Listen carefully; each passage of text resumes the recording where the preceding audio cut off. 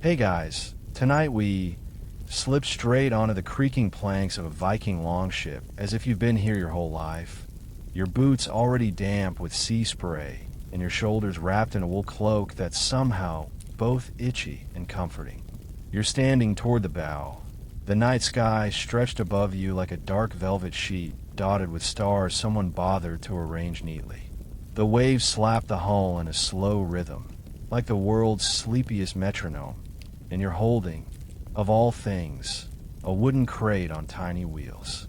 Inside, cheese. More cheese than any one person should reasonably pack for a sea voyage, unless that voyage involves long naps, unpredictable weather, and a crew who swear cheese is the only thing stopping them from drifting into anxiety-induced insomnia. Honestly, you probably wouldn't survive this first hour, but let's pretend confidence is your superpower tonight. So, before you get comfortable, take a moment to like the video and subscribe, but only if you genuinely enjoy what I do here. And hey, drop your location and local time in the comments so we can see where this little nighttime voyage is drifting across the world. Now, dim the lights, maybe turn on a fan for that soft background hum, and let's ease into tonight's journey together. You shift your weight slightly as the deck tilts, and instead of panicking the way a modern land dweller normally would, you just steady your hand on the cheese crate. You're a strange, loyal companion for this story. It's a calm night, which is rare this far north. You can practically feel the cold slipping under your cloak like a cat trying to sit on your lap without asking permission. The crew are moving slowly, almost reverently, because nighttime aboard a longship isn't the frantic, cinematic chaos we always imagine. It's soft, purposeful, and, if you squint hard enough, kind of cozy. Someone adjusts a rope. Someone else grumbles about their damp socks. A third Viking is humming a lullaby, so old that historians still argue whether it was meant for babies, goats, or sailors who wouldn't sleep unless someone sang at them. Meanwhile, your cheese crate sits beside you like it knows something you don't. And maybe it does. After all, cheese has gotten these men through endless summer raids, winter storms, diplomatic journeys, and the kind of long naps only people without alarm clocks can fully appreciate. One mainstream fact is that dairy was a major pillar of the Norse diet. Their farms burst with cows, goats, and sheep, all contributing their share of milk that would eventually be transformed into something portable, durable, and surprisingly nutritious. But the thing no one mentions in textbooks is how personal cheese felt to them. Fringe tidbit. Some Norse households were rumored to mark cheese wheels with small carved runes. Not for magic exactly, but to make sure the right wheel went to the right sailor. Imagine monogram charcuterie boards, but with significantly more sea salt and Viking attitude. Tonight, you lean against a rail and look out at water that glimmers like spilled ink catching the moonlight. The ship rocks gently, performing an unintentional ASMR sway, and you begin to settle, your breathing syncing with the water's slow rhythm. The crew trusts the sea in a way you're not sure you ever could. To them, every sound is familiar. The groan of wet rope, the slap of a fishtail somewhere below, even the tiny squeak of that wheeled cheese crate whenever someone nudges it accidentally. One Viking, broad-shouldered, sleepy-eyed, pads over and taps the lid of the crate. "Good traveling cheese," he mutters, as if that explains everything. To him, it probably does. You watch steam rise from your breath and drift into the night like little ghostly speech bubbles. The cool air tastes faintly of salt and something yeasty from the provisions buried under the deck. Someone to your right whispers that the wind is shifting. Someone to your left mutters that it always shifts at night because the sea gets bored easily. The stars overhead feel ancient, like the kind that have witnessed every Viking journey, every raid, every homecoming, and, yes, every poorly timed nap. Imagine hundreds of years of sailors, just like you, blinking at these same constellations and thinking, I hope the cheese didn't roll off somewhere. One sailor sits cross-legged near the mast, carving something into a sliver of driftwood. Maybe a charm, maybe a tally mark, maybe his grocery list. Historians still argue whether these small carvings held deep cultural significance, or if Vikings just got bored on long voyages and doodled like medieval 7th graders. The ship drifts in a long, lazy arc while the crew settles into their various resting spots. Some curl up with cloaks over their faces. Others sit with their backs to the rail, letting the sea breeze cool their foreheads. One man, clearly the optimist in the group, has created a makeshift pillow out of coiled rope. It looks profoundly uncomfortable, but he's already snoring softly. So what do you know? You sense the rhythm of the voyage pulling you in. It's hypnotic, soothing, and despite the fact that you're on a wooden boat in the middle of northern waters, you feel strangely at ease. Maybe it's the soft creaking, maybe the stillness of the crew, or maybe it's the quiet promise of that cheese. Reliable, slightly funky, always there when you need it. As the sky stretches a little darker and the moon sinks a little lower, you become aware of how time behaves differently out here. Minutes stretch, thoughts slow down. Even the cold air feels calmer, as if it's mindful of not chilling you too quickly. The Vikings around you know this sensation well. They've spent their whole lives leaning into the pause between tasks, letting the sea guide their rhythm. Your hands rest lightly on the top of the crate, feeling the slight vibration of the ship beneath you. The wood is cool and smooth, worn down by years of handling. You wonder how many sailors before you have touched this very lid, whispering a silent wish for an easy crossing. The night deepens. A faint glow begins on the horizon. Not sunrise yet, just the earliest hint of light that tells you the world is still turning beneath the waves. You breathe in, slow and steady, and the scent of the ocean mixes with something buttery and faintly sour. It's comforting in an odd, Viking sort of way. And as the ship drifts onward, you stay there at the bow, cheese by your side, wrapped in the quiet certainty that this journey, this strange, sleepy, slightly silly voyage, is only just beginning.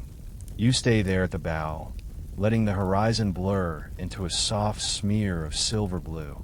And as the longship glides forward, you begin to notice something curious about the crew's nighttime rituals. Every sailor, without fail, keeps a small pouch of dried, somewhat leathery fish tucked at his belt. It's the classic Viking stereotype: rough, salty, practical, and yet not one of them touches it when they prepare to settle into a long sea nap. Instead, they reach for cheese. Always cheese. The salted fish hangs there forgotten, like a gym membership purchased in January and abandoned by February. You watch a broad-shouldered sailor named Rooney rummage in the communal crate, his big hands surprisingly gentle as he lifts out a wedge wrapped in cured leather. He doesn't grab the fish beside it. He doesn't even glance at it. He sits, leans back against the mast, takes one quiet breath, and begins nibbling on his cheese with the sleepy satisfaction of someone settling into a warm bath. You're not imagining this. They genuinely prefer cheese as their pre-nap snack. It's not just preference. There's logic behind it. A mainstream historical fact: Vikings relied heavily on dairy as a calorie-dense, portable food that didn't require constant fire or elaborate preparation. Unlike salted fish, which could get overwhelmingly briny if not soaked properly, cheese provided steady energy without making you feel like you'd licked a salt block intended for livestock. You glance at the fish again and can't help thinking it looks like the world's saddest bookmark. You shift your weight and follow the gentle sway of the ship as you mull over this preference. Vikings absolutely carried salted fish. In fact, it was a staple aboard long voyages. But for sleep, for calming the stomach, for easing into those long, drifting naps under the northern sky, no. Salted fish was the coworker who gets the job done, but never gets invited to after-work drinks. Cheese, on the other hand, was the crew's comfort food, soft enough to chew in the dark, mild enough to not upset a sailor's already queasy sea-worn stomach. Fringe tidbit. Some accounts suggest that sailors believed certain cheeses bound the dreams, helping keep nightmares at bay. No one can confirm if that was literal superstition or just poetic thinking, but you can imagine a man halfway through a month-long voyage clinging to any ritual that promised a calm nap on a rocking ship with 20 snoring companions. You sit on a coil of rope, tucking your cloak closer around you as a breeze brushes your cheek like a cold hand patting you goodnight. You can hear the low thrum of a sailor singing somewhere aft, a tune so slow and deep it sounds like the ocean hums along in approval. You let yourself relax into the moment, because there's something undeniably soothing about watching these rugged sailors settle down with their dairy snacks like bedtime toddlers. The ship rocks gently, and the salted fish hanging from belts sways with it, almost tauntingly, as if trying to insist it's perfectly edible for sleep snacks. But if you were to bite into it right now, you'd get a shock of salt that would jolt you awake instead of easing you down. Salted fish was built for endurance, not comfort. Cheese, meanwhile, melts slightly in your hand, softening with your warmth, tasting mild and familiar even after weeks at sea. You glance at your own small wedge. Someone pressed it into your hand out of politeness, or maybe pity, and the moment you take a nibble, your shoulders drop half an inch. It's heavy with fat and calories, perfect for staying warm. It's not fancy. It's not even your usual kind. But out here, with the cold wind licking your ears and the soft creak of the ship beneath you, it tastes like the edible version of a wool blanket. A sailor named Eirik plops down beside you with the same defeated posture of someone who's accepted that sleep will come when it wants and not a moment sooner. He taps the fish at his belt and says, "Food for storms." Then he taps the cheese in his hand. "Food for drifting." It makes you laugh, quietly, because laughter feels too loud for the calm sea. But it also sums up Viking logic better than any academic could. The fish is fuel, the cheese is comfort. Historians still argue whether Vikings intentionally ate certain foods to influence their sleep cycles, or if these habits formed by necessity and tradition. Some researchers swear it was all pragmatic rationing. Others insist the Vikings had folk beliefs about calming foods, and a few claim there's simply not enough evidence to know. But sitting here now, watching hardened sailors cradle their cheese like emotional support snacks, you start forming your own theory. Another wave of cold air curls around you, but with something warm in your stomach. It feels less like a threat and more like a polite reminder that nature is in charge. The sea around you glitters faintly with moonlight, and the water seems calmer now. Not flat, not still, just gently patient. Like it's waiting for the whole crew to finish their midnight snacks and sink into rest. One sailor stretches out on the deck, using a folded cloak as a pillow, his cheese tucked safely beside him, as if worried someone might munch on it in their sleep. Another tucks a small piece into a pouch and ties it closed, a slow, practiced motion suggesting this ritual has been drilled into their bones since childhood. And the more you watch, the more you realize this isn't random. This is cultural muscle memory. There were, after all, long stretches of Viking life where comfort was scarce. Harsh winters, treacherous seas, tight living quarters. Anything that promised warmth, satiety, and a tiny slice of normalcy was worth its weight in gold. Or, in this case, cheese. You take another bite of your own wedge. It's slightly tangy, slightly earthy, and completely satisfying.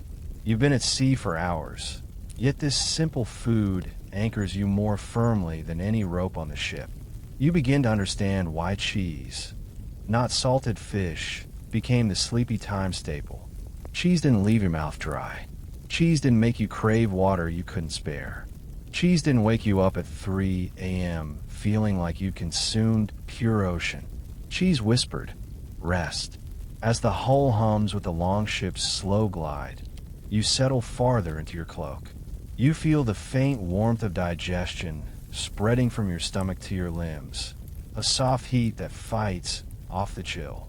You yawn, and a few Vikings around you follow suit like a sleepy chain reaction. Someone nudges your arm, gestures at your cheese, and says, "Good, yes." You nod. He grins. Then he curls up beside a barrel, closes his eyes, and within minutes is breathing with the deep, satisfied rhythm of a man who trusts the sea, the ship, and his dairy. You look down at your little wedge and smile. Of course they pack cheese. Long naps require softness. Soft food, soft breaths, soft waves. Salted fish is for surviving. Cheese is for living. The waves carry you forward. Slow, steady, and the crate at your feet squeaks once, like it agrees. You wake a little as the ship shifts under you. Not enough to startle, just enough to draw you deeper into the rhythm of the voyage. The smell of brine, wood, and sleep-warmed wool clings to the air, and when you blink your eyes open, you spot a cluster of sailors gathering near the central bench. They're not preparing for anything dramatic. No battle drills, no roll call, no sudden weather shift. They're talking about cheese. Again. And this time, they're reminiscing about how it's made back home, which somehow feels even more comforting than the cheese itself. You lean in, curious, and before you know it, you're folded into the conversation. One sailor, tall and wiry with braids that look like they haven't been brushed since the last full moon, starts explaining the basics of Viking cheese making. Not as a lecture, more like a bedtime story. You picture it as he talks because his voice is slow, patient, almost hypnotic. You heat the fresh milk first, he says, holding his hands out as if cupping an invisible pot. Slow, gentle, like warming your hands by a fire. And you imagine yourself standing in a longhouse in late spring, a clay pot balanced over a low flame, the smell of fresh milk rising with the steam. Outside, grass is finally pushing through the frost, and the cows, finally giving milk again after the long winter, graze lazily as if they know how important their timing is. Another sailor chimes in with a grin. If you heat it too fast, you scorch it, and then you ruin everything. The cows judge you for weeks. You laugh because, in your mind, you can absolutely see a cow giving you that slow, disappointed side-eye. And honestly, you deserve it. A mainstream historical fact. Viking dairy production was seasonal. Cheese was especially important in the summer months when cows, goats, and sheep produced the most milk. Instead of letting all that precious milk spoil, families turned it into long-lasting forms. Soft cheese, hard cheese, skyr, butter, buttermilk. Every farm did it. You weren't a functioning Norse household unless you had at least a corner dedicated to dairy production. The wiry sailor continues, miming each step with proud precision. You add rennet, let it set, then cut the curds. Small pieces if you want a harder cheese, larger if you want soft. His fingers slice the air delicately, completely at odds with his weather-beaten hands.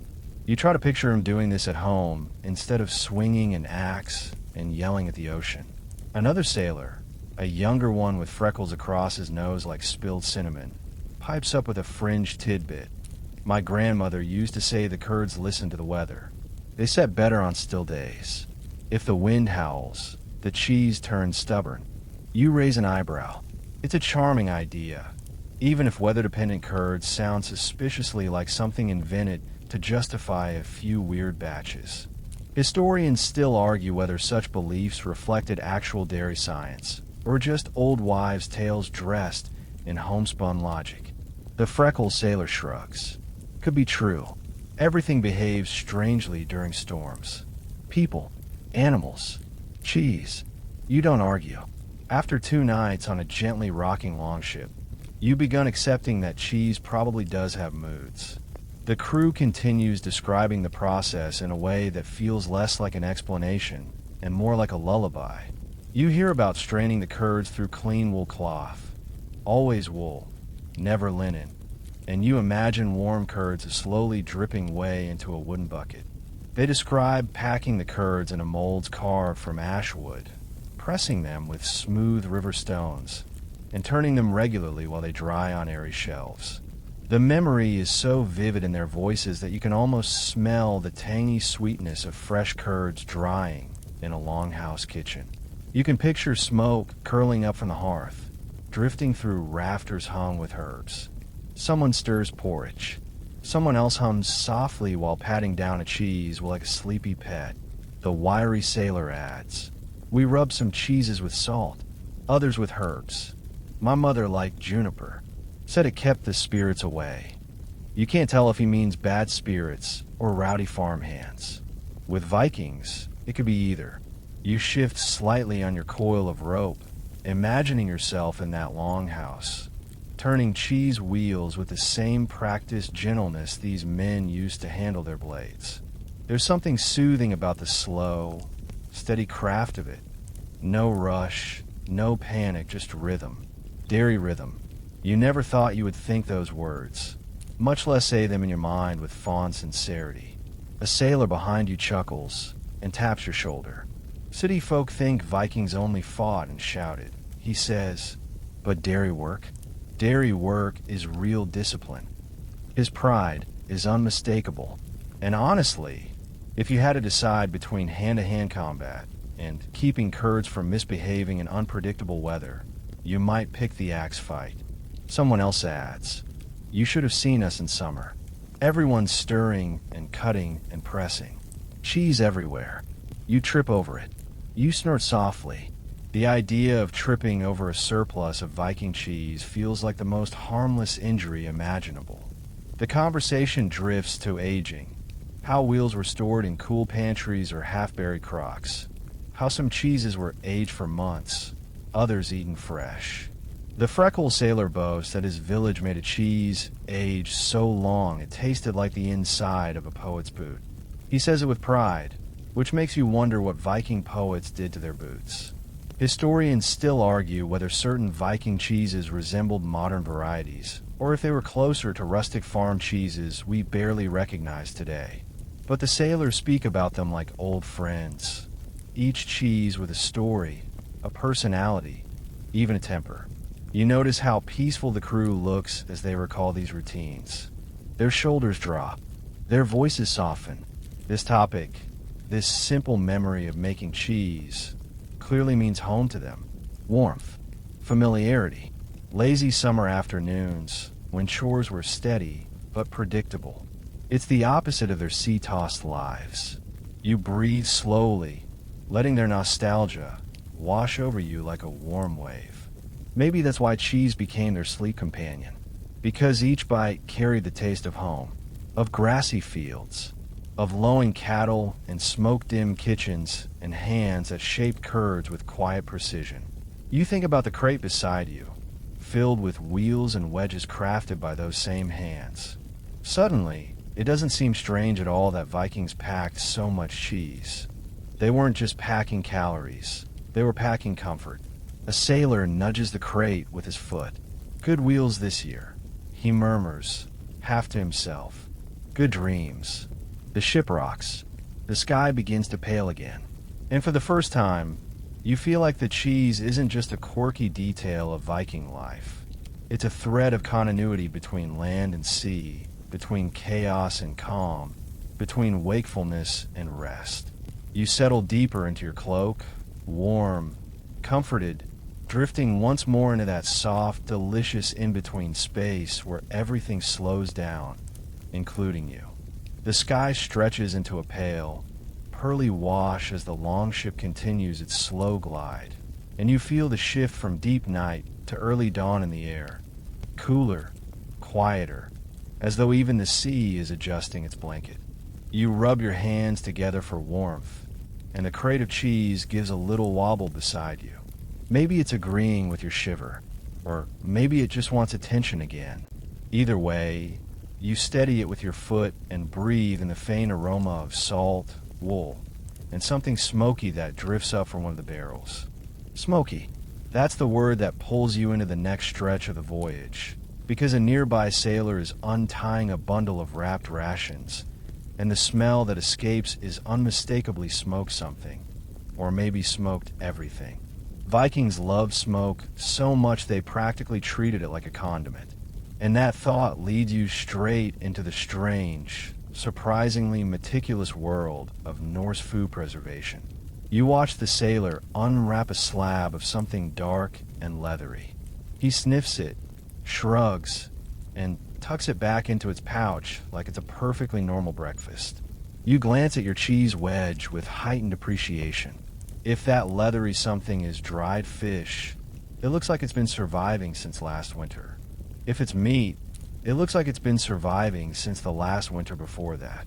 A mainstream historical fact: smoking, drying, and salting were essential preservation methods in Viking Age Scandinavia. Cold climates slowed decay, but long voyages and harsh winters demanded foods that could survive weeks or months without spoiling. So Vikings smoked fish until it resembled blackened driftwood, dried meat until it became the edible version of a warning sign, and salted everything until it could have double functioned as a weatherproofing material. But cheese required none of that harshness. It could be firm without being fossilized, preserved without being punished. The wiry white-haired sailor from earlier cracks opens a tiny wooden cask and holds it under your nose. "Smell," he says proudly. You do. Instantly regret. Then cough politely. "What is that?" you manage. "Fermented sheep's whey," he says cheerfully. "Very good for the stomach on long voyages." You nod because you want to be polite.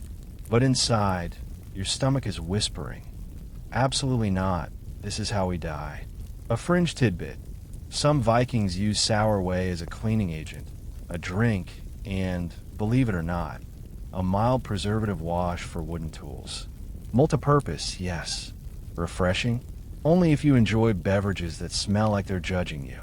The sailor slaps your shoulder and laughs at your expression. "Cheese easier," he concedes. "Much easier." The ship gives a soft lurch as it catches a new current, and you find the sailors shifting into their quiet morning routines. A few check rope tension. One adjusts the angle of the sail with movements so gentle it feels like he's changing a baby's blanket.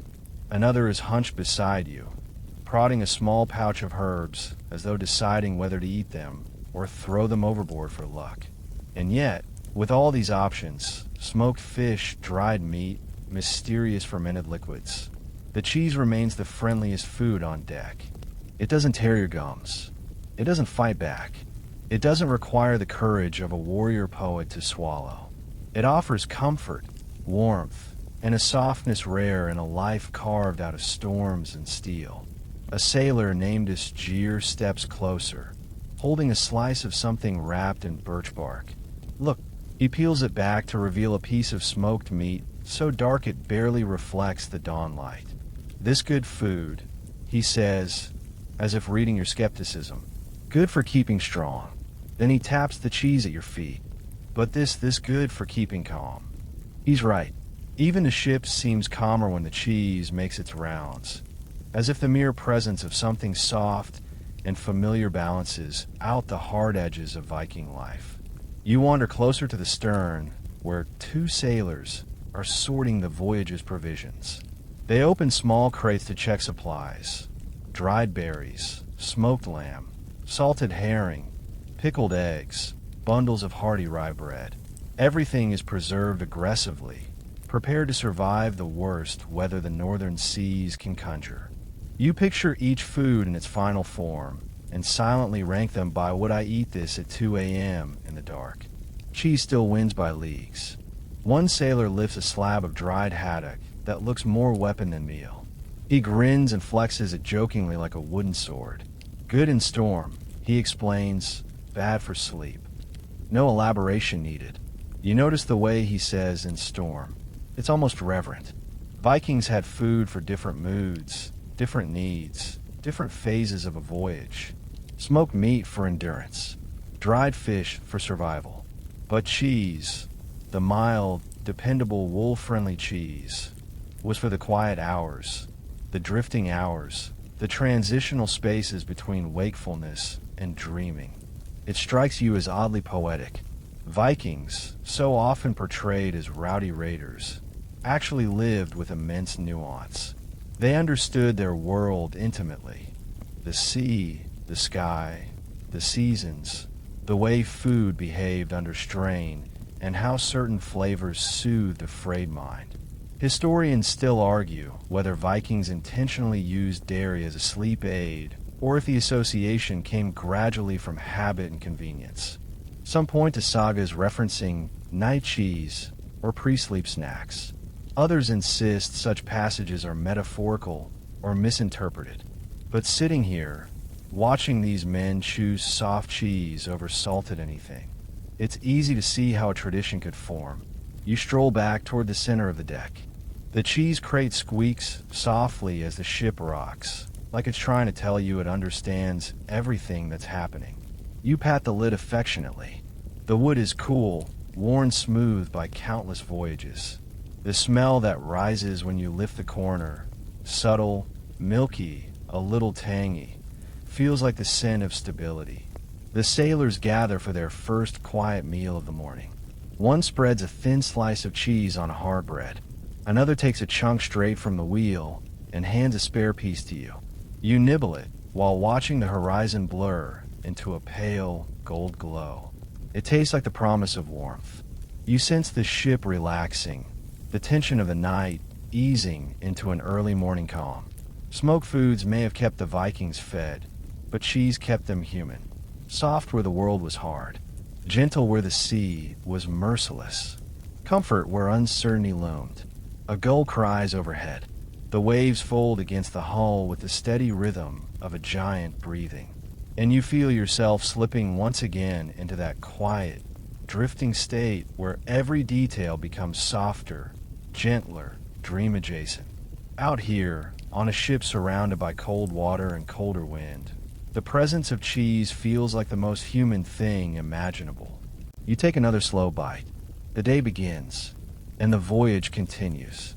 The wind shifts, not sharply, not with the whip-crack snap you've come to associate with sudden weather changes, but gently, like someone adjusting a blanket over the sleeping sea.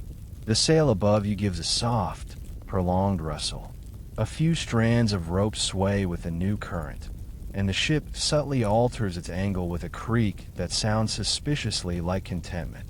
You stretch your legs, now warm from the morning's first light, and watch as the sky melts from pearl gray into a pale, promising gold. Dawn at sea has a particular softness to it, like the world is still half asleep and reluctant to fully open its eyes. It feels like a private hour, a delicate moment between night and day, when everything breathes a little slower. The cheese crate hums again. Or maybe that's the ship. At this point, they feel interchangeable. Nearby, a bearded sailor, broad-shouldered, with hair braided tightly down his back, slices a wedge of cheese with surprising finesse.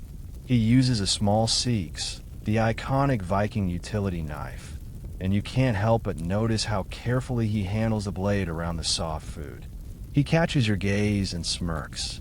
Hard bread teaches patience, he says, nudging a rock-solid loaf with his foot. Cheese rewards it. He offers you a slice, and you take it. The texture is cool, pliant, reassuring. A mainstream historical note drifts through your mind. Vikings made several kinds of cheese, often using cow, sheep, or goat milk. Some were fresh, eaten within days. Others aged in a firmer round sturdy enough to survive travel. Cheese was common, practical, and, crucially, filling. But it was also deeply cultural. It appeared in meals, in traditions, even in exchanges of hospitality. A guest offered cheese was a guest welcomed. As you chew the slice, you realize this moment is a reenactment of that unwritten rule. The bearded sailor, who you overhear someone call Bjorn, gives you a nod that is both greeting and acceptance. You travel long? He asks.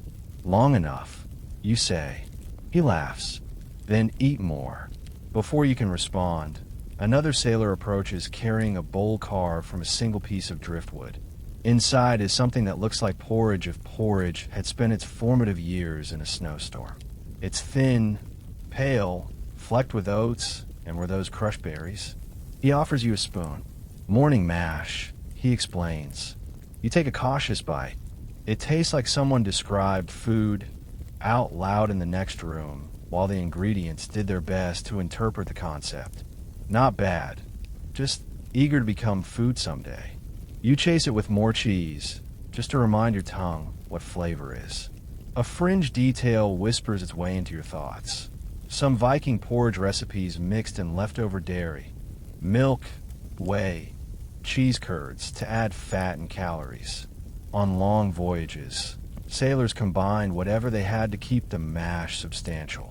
But the exact combinations varied wildly between regions and crews, leading to porridge that could range from comfortingly hearty to emotional challenge.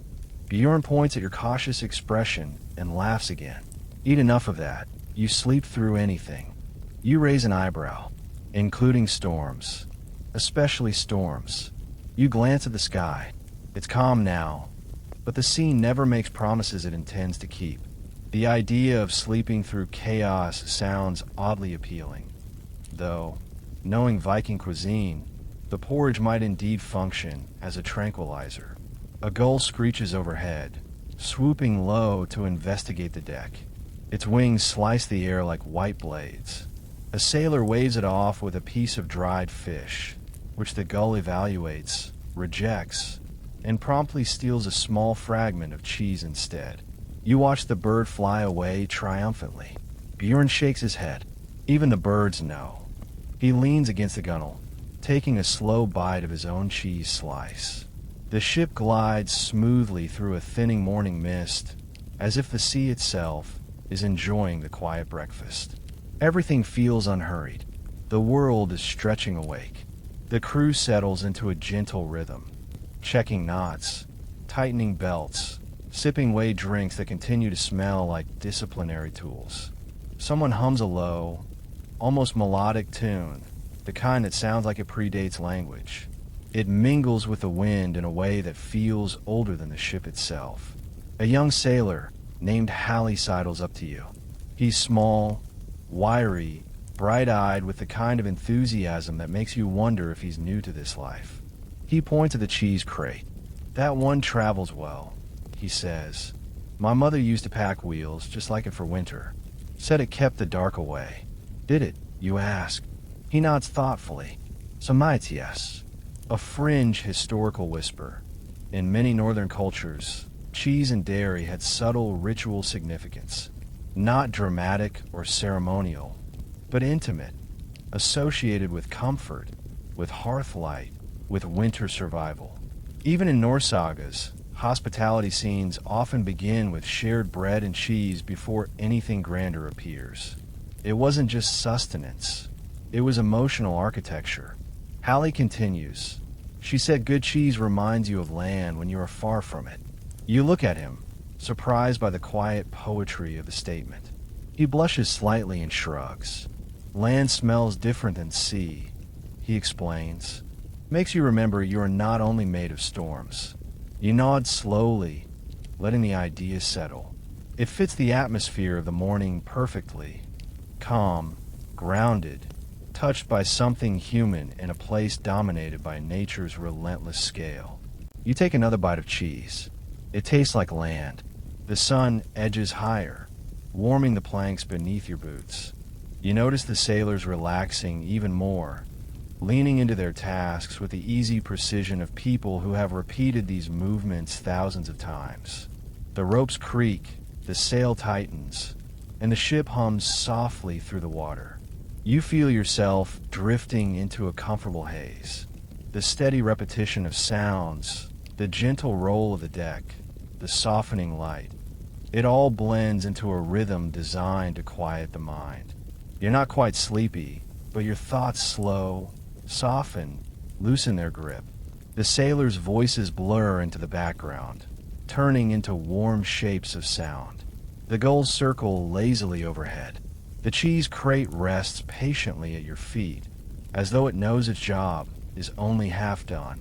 You lean against the mast, the wood warm now from the sun, and close your eyes just for a second. One breath. Two. The ship rocks gently, and the story draws you deeper. You stir from your brief doze, not fully awake, not fully asleep, but in that pleasant middle space where thoughts feel like warm sand slipping between your fingers. The sun has climbed higher now, softening the sea's earlier gray into a calm, shimmering blue. The ship's long hull cuts through the water with an almost cat-like ease, as though it knows this part of the world by heart. Someone taps your shoulder. It's Hallie again, holding a small wooden cup. "Water?"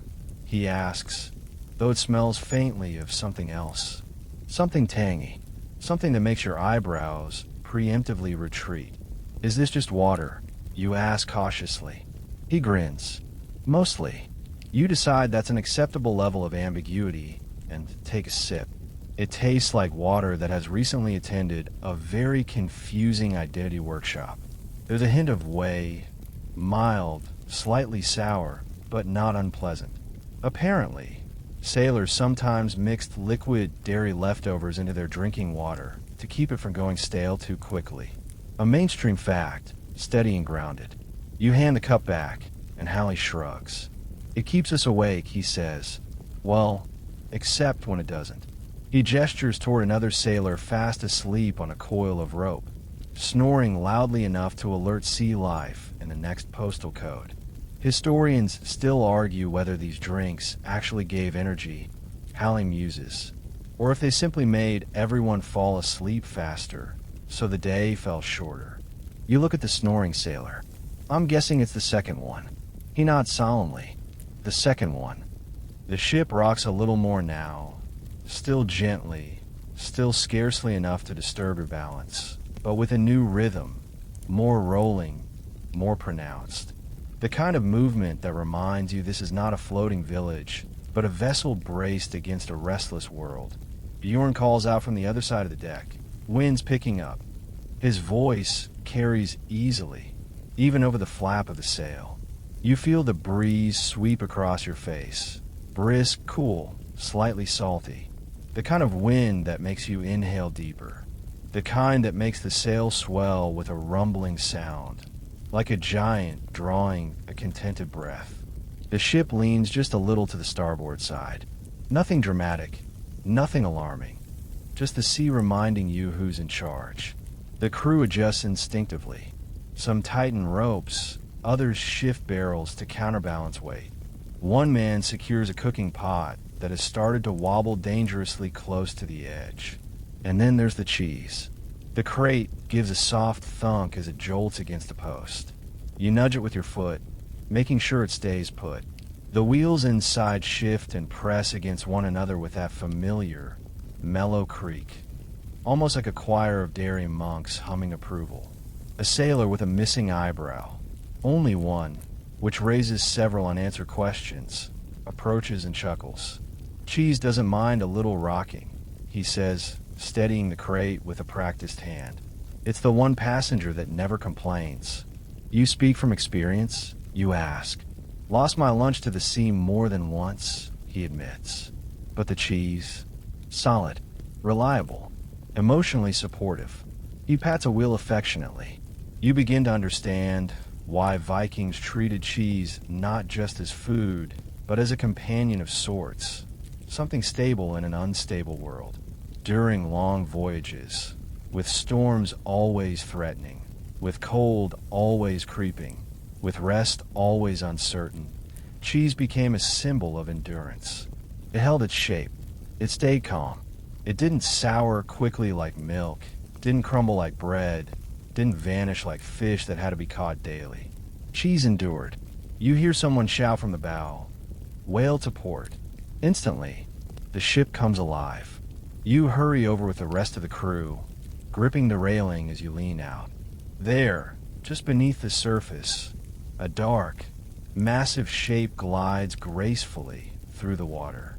A broad back curves upward, glistening.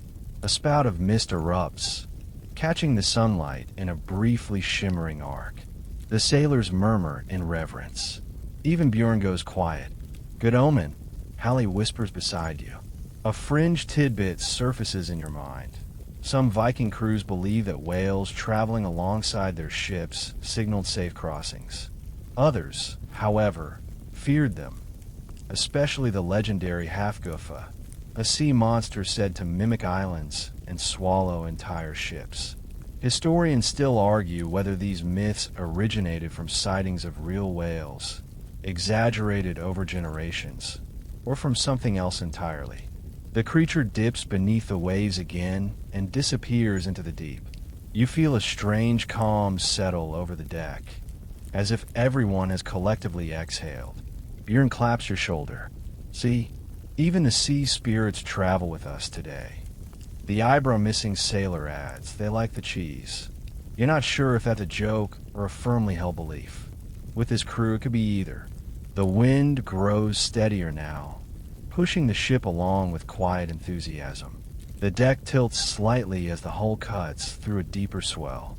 You steady yourself instinctively, planting your feet wider apart. The sailors move with the practiced ease of people who've spent more time on water than land.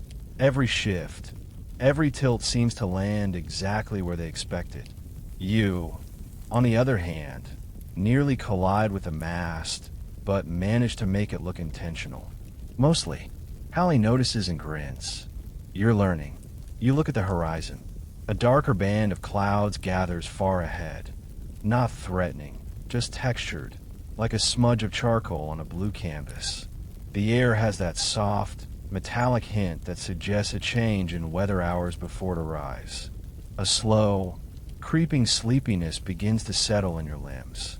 Not the sharp pull of exhaustion, but the warm, spreading heaviness that comes from sun, food, and the rhythmic rocking of the sea. The kind of sleepiness sailors must have felt often on voyages just like this one. You lean against the railing, letting the movement of the ship cradle your weight. The cheese crate sits nearby like a trusty old friend. The breeze brushes against your face. The waves hush themselves into a steady rhythm. The voices of the crew soften in a background comfort, and the quiet journey continues, pulling you deeper into the day. The day lengthens into a soft, silvery afternoon, the kind where sunlight filters through thin clouds like warm breath on frosted glass. The sea, once bright and chatty, settles into a quieter mood. Swells rise and fall with slow, thoughtful intention, as though the ocean is trying not to disturb anyone's nap, including yours. You steady yourself near the mast, feeling the ship exhale beneath your palms. There's a gentle elasticity to the wood, a kind of living springiness that reminds you this vessel is made from trees that once stood firm on solid ground. Now they carry you across an endless, shifting blue. It's a strange and comforting thought. These timbers have already known storms and silence, roots and wind, sun and snow. This is simply their second life. Bjorn strolls past with a coil of rope slung over his shoulder. Storm's a day away, maybe less, he says casually, as if discussing a mildly inconvenient dinner guest. Good moment for rest. You blink. Rest. Now. He gestures toward the cluster of sailors settling into their early evening routines. One is sharpening his seeks, slow and methodical, the scrape of metal against stone oddly soothing. Another adjusts the rigging, humming a low tune that vibrates the air like a slow heartbeat. A third man, whose beard is braided into two surprisingly symmetrical ropes, unrolls a small leather pouch filled with herbs and dried flowers. That's Sven, Bjorn says. He makes the sleep mixes. Sleep mixes, you repeat. Sven hears you. He looks up, expression calm and oddly serene, as if permanently in a state of half-meditation. Calming blends, he clarifies. Chamomile, angelica root, dried sea lavender. Helps with nerves. A mainstream historical detail floats to the surface of your mind. Norse herbal knowledge was extensive. They used local plants for everything: wounds, digestion, anxiety, even spiritual clarity. Sleep mixtures weren't uncommon, especially on voyages where rest came in irregular, fragile pockets. Herbs became the era's version of melatonin gummies, except with fewer artificial fruit flavors and more. Picked this from a cliff yesterday. You watch as Sven pinches a few dried petals between his fingers and rolls them thoughtfully. To relax the breath, he says. To soften the body. And the mind, you ask. He considers you for a moment. Mostly the body. The mind is stubborn. You cannot argue with that. A sailor you haven't met yet. Young, pale, with an expression that suggests he has seen several extremely questionable life choices in quick succession, approaches and asks Sven for a mild dose. Sven hands him a tiny cloth pouch, but before the young man walks away, Sven adds, "Don't mix with the whey drink." The young sailor nods gravely, which makes you wonder, has someone mixed them before? How badly did that go?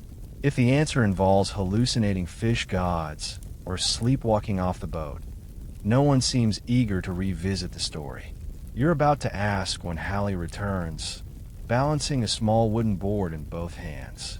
On it sits, predictably, cheese, but also berries, a few strips of dried fish, and what appears to be a thin slice of honeycomb. "Evening meal," he announces proudly. Bjorn raises an eyebrow. "You're giving them the good stuff, first voyage?" Hallie shrugs. "You said they wouldn't last long otherwise." You take a seat beside a barrel, and Hallie places the board between you. Your fingers close around a piece of cheese, its texture slightly firmer now that the air has cooled. You take a bite. It's mellow, creamy, almost buttery, somehow richer than the morning slice. "Cheese changes during a voyage," Hallie says, noticing your reaction. "The sea air gives it flavor." You narrow your eyes. "A good flavor?" "Most days." There is no further clarification, which is concerning. Still, as you taste it again, you find a subtle saltiness woven into the richness, almost like the cheese has inhaled a little of the ocean's breath. Strange, but comforting. The honeycomb is sticky and bright, a burst of sweetness that cuts through the savory notes. Vikings kept bees, or traded for honey whenever possible. Honey preserved well, provided energy, and sweetened otherwise questionable dishes. And of course, it was used for mead, though no one has offered you any yet. Probably for the best. A fringe detail trickles in. Some navigators smeared honey on small wooden boards during long nights, using it as bait to keep insects away from sleeping areas. Others claim honey was mixed with herbs to ward off malevolent spirits. Historians still argue whether these were spiritual practices, pest control strategies, or a chaotic blend of both. You chew thoughtfully on a berry, its flavor sharp enough to jolt you awake for a moment. A sudden splash interrupts your quiet meal. Everyone turns. A seal pops its head out of the water near the starboard side. Its glossy eyes stare straight at you, unblinking, as if evaluating your life choices. The sailors laugh softly. "That one's been following us since morning," Bjorn says, "probably waiting for someone to drop a fish." The seal blinks again, dives, and resurfaces closer, so close you could almost touch it. You lean forward slightly. Its whiskers twitch. It looks at the cheese in your hand. "No," Bjorn says firmly, without even glancing at you. "Do not feed it cheese." "Why not?" You ask. "Because," Bjorn says, then it comes back every voyage expecting more cheese. And, he continues, "Last time I tried to climb on board." You stare at the seal. The seal stares back, as if confirming this story. You quietly put the cheese down. The ship rises over a long, smooth swell, the deck tilting just enough to make your stomach drift in a pleasant, weightless arc. It's the kind of motion sailors describe as evening lull, when the world rocks not with chaos, but with slow, deliberate care. The sea seems to encourage sleep rather than fight it. Hallie leans against the railing beside you. Good time to nap, he says. Before the storm comes. You take a slow breath. The air is cooler now, gentler. You can smell rope, wood, distant rain, and the faint floral scent of Sven's herbs drifting across the deck. Your eyelids grow heavy. Not tired, just softened, like they're drifting on their own small waves. A deep, stretching calm spreads down your spine. The cheese crate sits near you like a quiet sentinel, its wooden sides darkening in the fading light. Something about it is reassuring. Its sturdiness, its reliability, its simple promise of nourishment and comfort. You shift your weight, letting the rocking of the ship cradle you once more. The deck creaks softly. The sail billows with a gentle sigh. Voices blur into warm background sound. And slowly, you begin to drift. Evening settles over the ship with the same slow confidence as a wool blanket sliding over your shoulders. Colors soften. Edges blur. Voices mellow into low. Warm ripples drifting across the deck. You blink yourself awake. If awake even applies anymore, realizing you'd slipped into a short, dream-dusted haze without meaning to. The sky shifts into a dusky gradient, pale lavender near the horizon, deepening into cool blue above. A handful of early stars peck through the dim, like curious birds testing the night for safety. The sea mirrors the colors, each swell catching the last traces of the sun like a giant creature rolling lazily under silk. Bjorn steps beside you, arms crossed, eyes scanning the horizon with practiced ease. Wind steady, he says, but the air's thickening. Storm by dawn, maybe. You look at the horizon.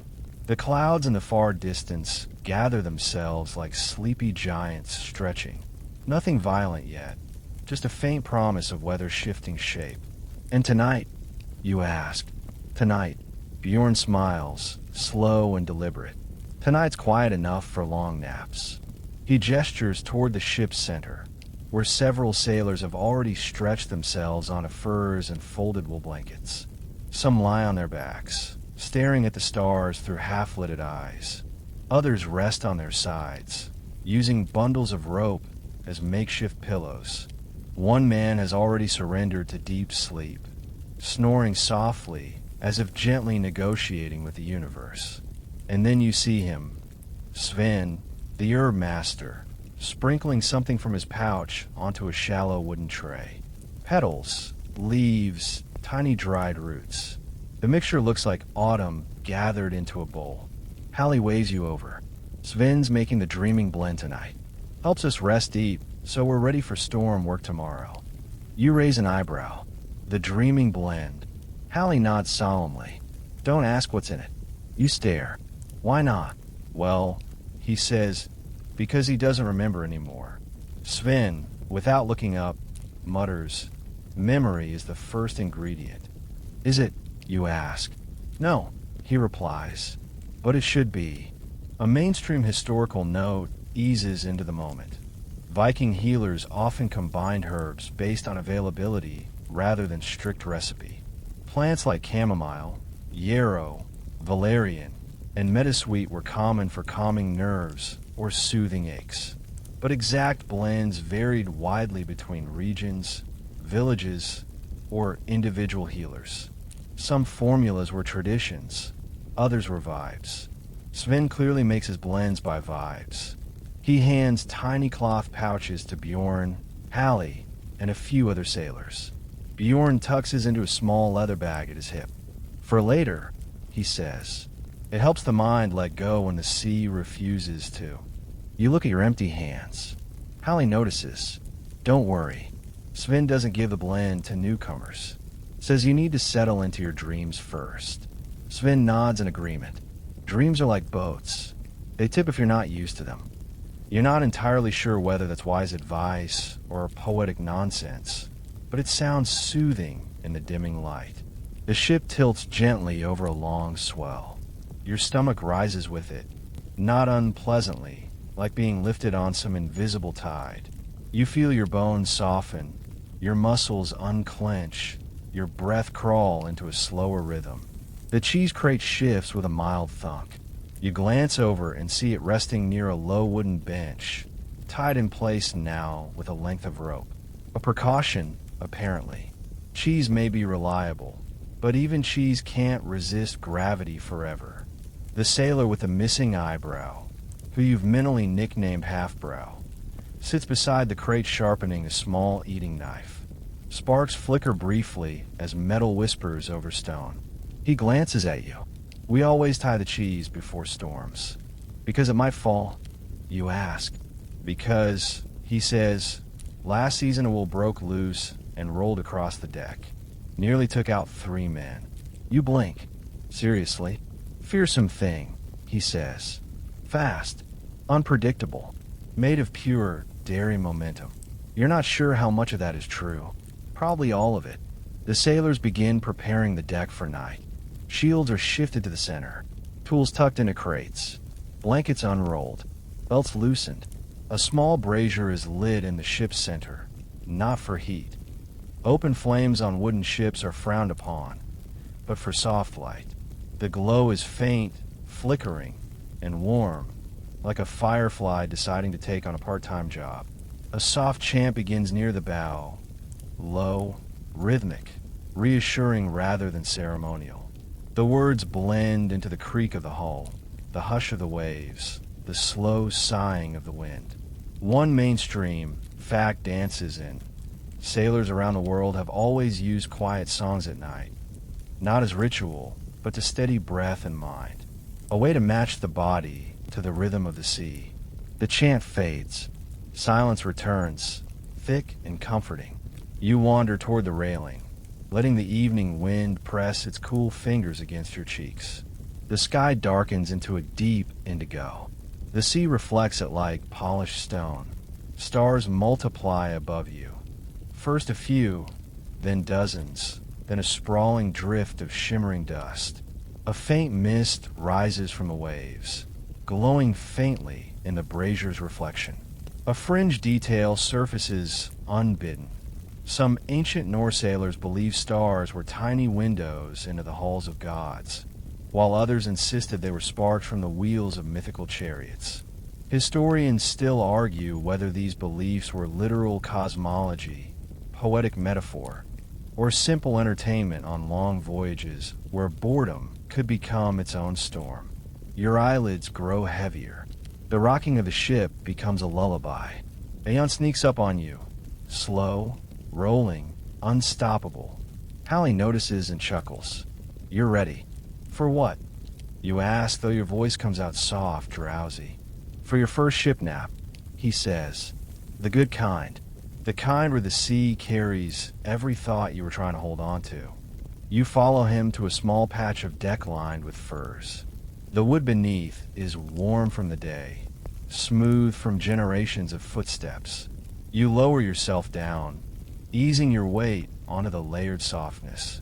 Bjorn approaches, peering down at you with the half-smile of someone who has watched dozens of newcomers fight sleep and lose. Don't fight the motion, he says. Let it rock you. The deck shifts gently beneath you, rising and falling like breath. Your limbs loosen. Your thoughts thicken, slow drift. Voices blur. Light fades. The cheese crate creaks softly in the dark, like a friendly night watchman humming to himself. And the sea, patient and ancient, begins to lull you inward. You drift in and out of that warm, drowsy space where thoughts feel like they're padded with wool. The ship rocks with a slow, hypnotic rhythm, the kind of movement that convinces your muscles to loosen one by one. The sky above has turned to muted lavender, stretched wide and soft as wool felt. Evening is settling in, not quickly, not dramatically, but with the patience of someone folding blankets. You're half leaning against a coil of rope when a soft thump nudges your boot. The cheese crate. Of course. It's shifted an inch across the deck as the ship adjusts its weight, gliding with the kind of gentle sway that seems deliberately designed to lull unsuspecting passengers into naps. You steady the crate with your foot, feeling oddly protective of it, It's become more than food at this point. It's an anchor, a calm, round reminder that not everything on this restless sea is unpredictable. The deck smells faintly of pine tar and seawater. Somewhere nearby, someone stirs stew in a pot over a neatly contained firebox. The scent drifts over, herbs, fish, smoke, and blends into the air with comforting warmth. You hear a spoon clink softly against metal. Bjorn settles down beside you, his back against the same rope coil. He stretches his legs out with a satisfied groan. "Long day," he says. "You all seem to handle it well." You reply. He chuckles. "We handle it because we must, but also because..." He taps the crate with his knuckle. "We have the good stuff." You raise an eyebrow. "Cheese. Comfort," he says simply. A mainstream historical fact resurfaces in your mind. Aboard Viking ships, morale was just as crucial as physical strength. Food, especially food that reminded sailors of home, played a subtle but powerful role in keeping spirits steady on weeks-long voyages. The Norse valued endurance, but they also understood the fragile balance between hardship and morale. Cheese wasn't just a ration, it was mood maintenance. Bjorn settles deeper into the ropes. "Travel long enough," he says, "and you learn what quiet things keep you whole." Hallie joins the two of you, bringing a chunk of bread this time, still hard, but now warm from the fire. He breaks it into pieces with effort, handing you one like it's a test of character. You bite into it. Your teeth protest. Hallie tries not to laugh. "It gets better if you soak it in broth," he says helpfully. "Or water. Or anything, really." You wonder whether the bread ever actually softens, or if that's just a generational myth passed down for optimism's sake. From the bow, a sailor begins to quietly strum a lyre, a small, handheld instrument with a gentle voice. The notes drift across the deck, soft and unhurried, like the ocean humming a lullaby. The melody has that ancient, open sky quality that makes you feel as though you're listening to something older than writing, older than the ship, older than all the people aboard combined. The tune threads through the air, wrapping itself around your thoughts. Sven appears again, this time carrying a wooden bowl of steeped herbs. A thin steam rises from it, curling in slow spirals that reflect the last light of the day. "Sleep blend," he announces. Bjorn takes a long sniff. "Smells like my grandmother's hut." "Good," Sven says. "She probably slept well." He hands a bowl to you. You hesitate only for a moment before sipping. The taste is earthy, soothing, faintly floral, with a hint of something you can't quite name. Something grounding. Something that reaches into your chest and gently unties a knot you didn't realize you had. A fringe tidbit floats through your thoughts. Some Norse herbal mixtures were so prized that they were traded among families, passed down like heirlooms, and guarded as fiercely as weapons. But historians still argue whether the famed sleep draughts mentioned in certain sagas were medicinal, magical, or simply infused with enough alcohol to make anyone see double and then pass out. Sven's blend, thankfully, does not make you see double. It simply makes your eyelids feel heavier, as though they're being touched by small, patient feathers. A sudden gust sweeps across the deck. Not harsh, just insistent. The sail snaps and swells, catching the wind with a deep, resonant sound. The ship realigns itself with a smooth, practiced tilt. The crew moves instinctively, securing lines, adjusting tension, steadying barrels and equipment. The cheese crate shifts again.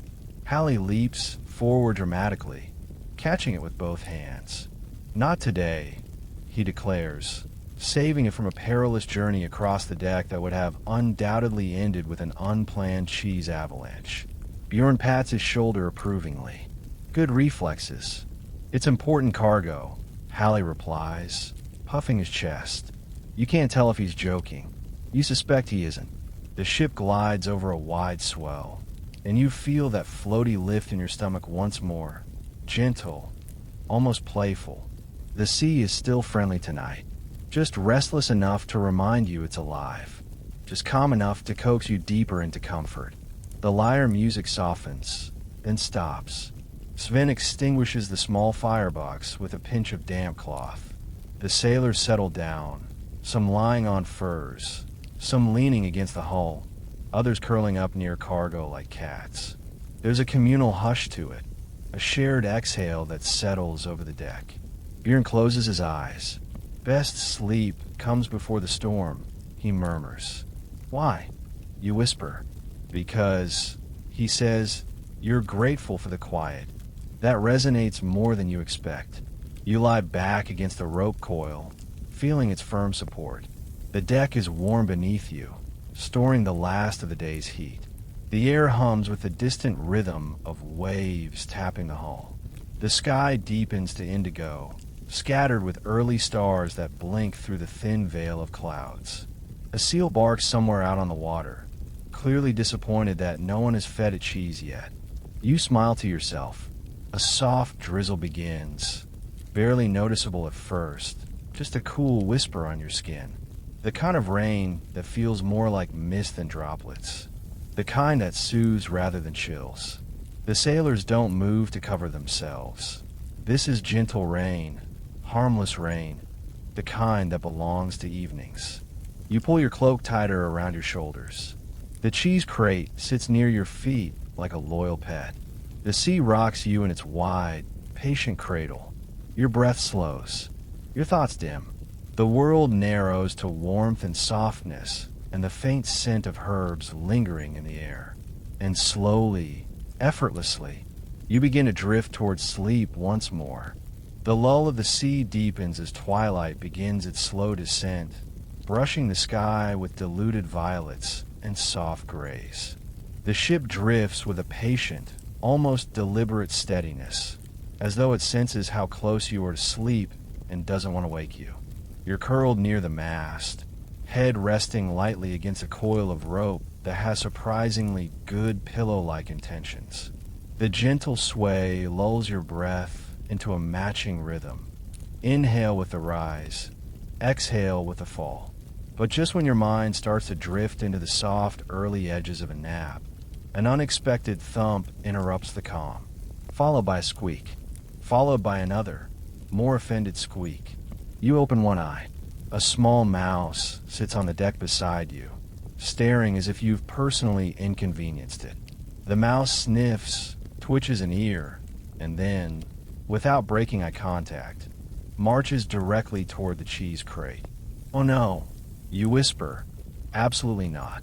This mouse looks fearless, possibly too fearless, possibly promoted far above its comfort zone. The type of mouse that would fight a seagull and fully expect to win. Hallie materializes behind you like a silent guardian spirit. Skjold, he says, pointing at the mouse. We call him Shield. Why Shield, you ask? Hallie shrugs. He survives everything. Shield gives the crate a bold little nibble. You swat gently toward him. He does not care. Bjorn notices and bursts into laughter. You cannot stop Shield. Shield respects no one. The mouse continues testing the crate's corner, tiny teeth chattering with determination. You try another gentle shooing motion, but Shield simply tilts his head, as if to say, bold of you to assume you have authority here, and keeps going. A mainstream detail floats into your mind. Viking ships, like nearly every wooden vessel in history, often played reluctant host to mice. Grain, dried food, and cheese made long voyages an irresistible all-you-can-eat buffet for tiny stowaways. Some crews tolerated them. Others tried elaborate traps. Some even built miniature barriers around food. What they did not do, apparently, was tame them. Yet here stands Shield, a one-mouse rebellion. Sven wanders over, observing the situation with calm interest. He prefers the softer cheeses, he notes. You sigh. I've noticed. But Sven adds a rarity, a fringe detail soaked in charm. Some say mice on a ship bring luck. A ship too perfect invites envy from spirits. A small flaw, a mouse, a crack, a frayed rope, keeps the spirits humble. Historians still argue whether anyone truly believed that, Bjorn adds, or whether people just gave up and decided not to fight the mice. You're inclined to believe the latter. Hallie finally picks Shield up, carefully, like he's handling a very tiny king, and sets him near a sack of oat dust. Shield accepts this with regal dignity and disappears inside. With the mouse relocated, you stretch your legs and rise, feeling a little more awake than before. The twilight deepens. Lamps appear along the deck, small flames shielded by horn casings that glow a warm, buttery amber. Their light flickers across the planks, turning the ship into a floating constellation. You walk toward the bow, where the view opens into a stunning expanse of shifting color. The sky melts from lavender to indigo, the clouds trailing like soft brushstrokes across a canvas too large to hold. The horizon shimmers with its own quiet breathing. Bjorn joins you, leaning against the railing. "Good night for stories," he says. "Stories?" you ask. He nods. "Every voyage needs one. Something to keep the crew settled. Something to remind us we're human, even when we're far from land." He looks out across the water, as though selecting the right tale from a shelf of memories. "You ever hear about the South Sea cheese trade?" he asks. You blink. "The what?" Bjorn grins. "Exactly." He explains, slowly, like a bedtime storyteller choosing each word with care, that some sagas mention distant islands where sailors traded cheese for exotic spices, bright feathers, and once, allegedly, a trained bird that could imitate a chieftain's voice well enough to cause political confusion. "Did that really happen?" you ask. Bjorn replies. Historians still argue whether those sagas are metaphors or very, very literal. You imagine a bird shouting orders at random villagers and decide it could go either way. Meanwhile, the crew settles into a comfortable arrangement across the deck. Some lean against the railing, watching the sky fade deeper. Others sit cross-legged near lanterns, repairing cloaks or mending netting with sure, rhythmic motions. Someone plucks a small stringed lyre, its notes drifting lazily between conversations. You notice the cheese crate again. It has become a gathering point. Two sailors sit beside it, one carving a small wooden charm, the other humming tunelessly. The crate seems to radiate a quiet center of gravity energy, like a campfire without flames. A fresh breeze touches your cheek, cooler now, whispering of the incoming storm. Not threatening, just insistent. A reminder. Sven appears with a small clay bowl. Inside is a mixture of herbs and soft cheese mashed into a paste. "Storm tonic," he says, "for settling the stomach. And the mind." You sniff it. It smells like the forest floor after rain. And also like cheese. Very cheese. "Take a small amount," Sven warns gently. You take a small amount. It tastes earthy, milky, and unexpectedly calming. The flavor lingers on your tongue, like the echo of a campfire story. "Helps with sleep," Sven says, "but keeps you aware enough to wake if needed." That seems ideal. The deck shifts beneath you with a slow roll, the kind that makes conversation pause for a heartbeat before everything resumes. You feel your balance adjust automatically now, your legs and mind beginning to learn the ship's subtle dialect. The sky darkens further, stars blinking awake one by one. The first few gleam like tiny lanterns caught in a vast net. A sailor near you murmurs, "Clear sky before storm. Always beautiful." You agree. The beauty feels deliberate, like a gift. One last peaceful view to tuck into your thoughts before weather tries to shake things up. Hallie returns, whispering dramatically, "Shield escaped the oat sack." Of course he did, but you're too wrapped in the night's softness to worry. The sea glitters. The lanterns glow. The cheese crate hums its quiet, stable presence. Your breathing slows. Your shoulders loosen. The world narrows to a comfortable hush. And once again, gently, the ship begins to rock you towards sleep. The afternoon stretches onward, lazy and sun-warmed, as if time itself is leaning back in a comfortable chair. You settle further into the curve of the deck, letting the subtle sway of the longship become part of your own heartbeat. The distant cries of gulls, the soft slap of waves against the hull, and the low murmur of sailors adjusting sails all blend into a slow, rhythmic lullaby. Your attention drifts back to the cheese crate, now a silent companion at your side. You glance down at a wheel that's been cut into manageable wedges. The surface is slightly waxed by handling and exposure. There's a simple poetry to it. Circular, firm, reliable. Something about this unassuming dairy artifact feels emblematic of Viking life. Surviving, comforting, and enduring long journeys over uncertain seas. Bjorn approaches, leaning against a post with his usual relaxed confidence. The cheese keeps the stomach calm, he remarks casually. A calm stomach helps you think straight, or at least dream straight. He grins, the sunlight catching on his weathered features. You nod, slowly chewing a piece of the mild, creamy wedge you've nibbled on earlier. Indeed, your stomach feels settled, surprisingly light, yet nourished. You've been at sea for hours, and already you're noticing the subtle difference.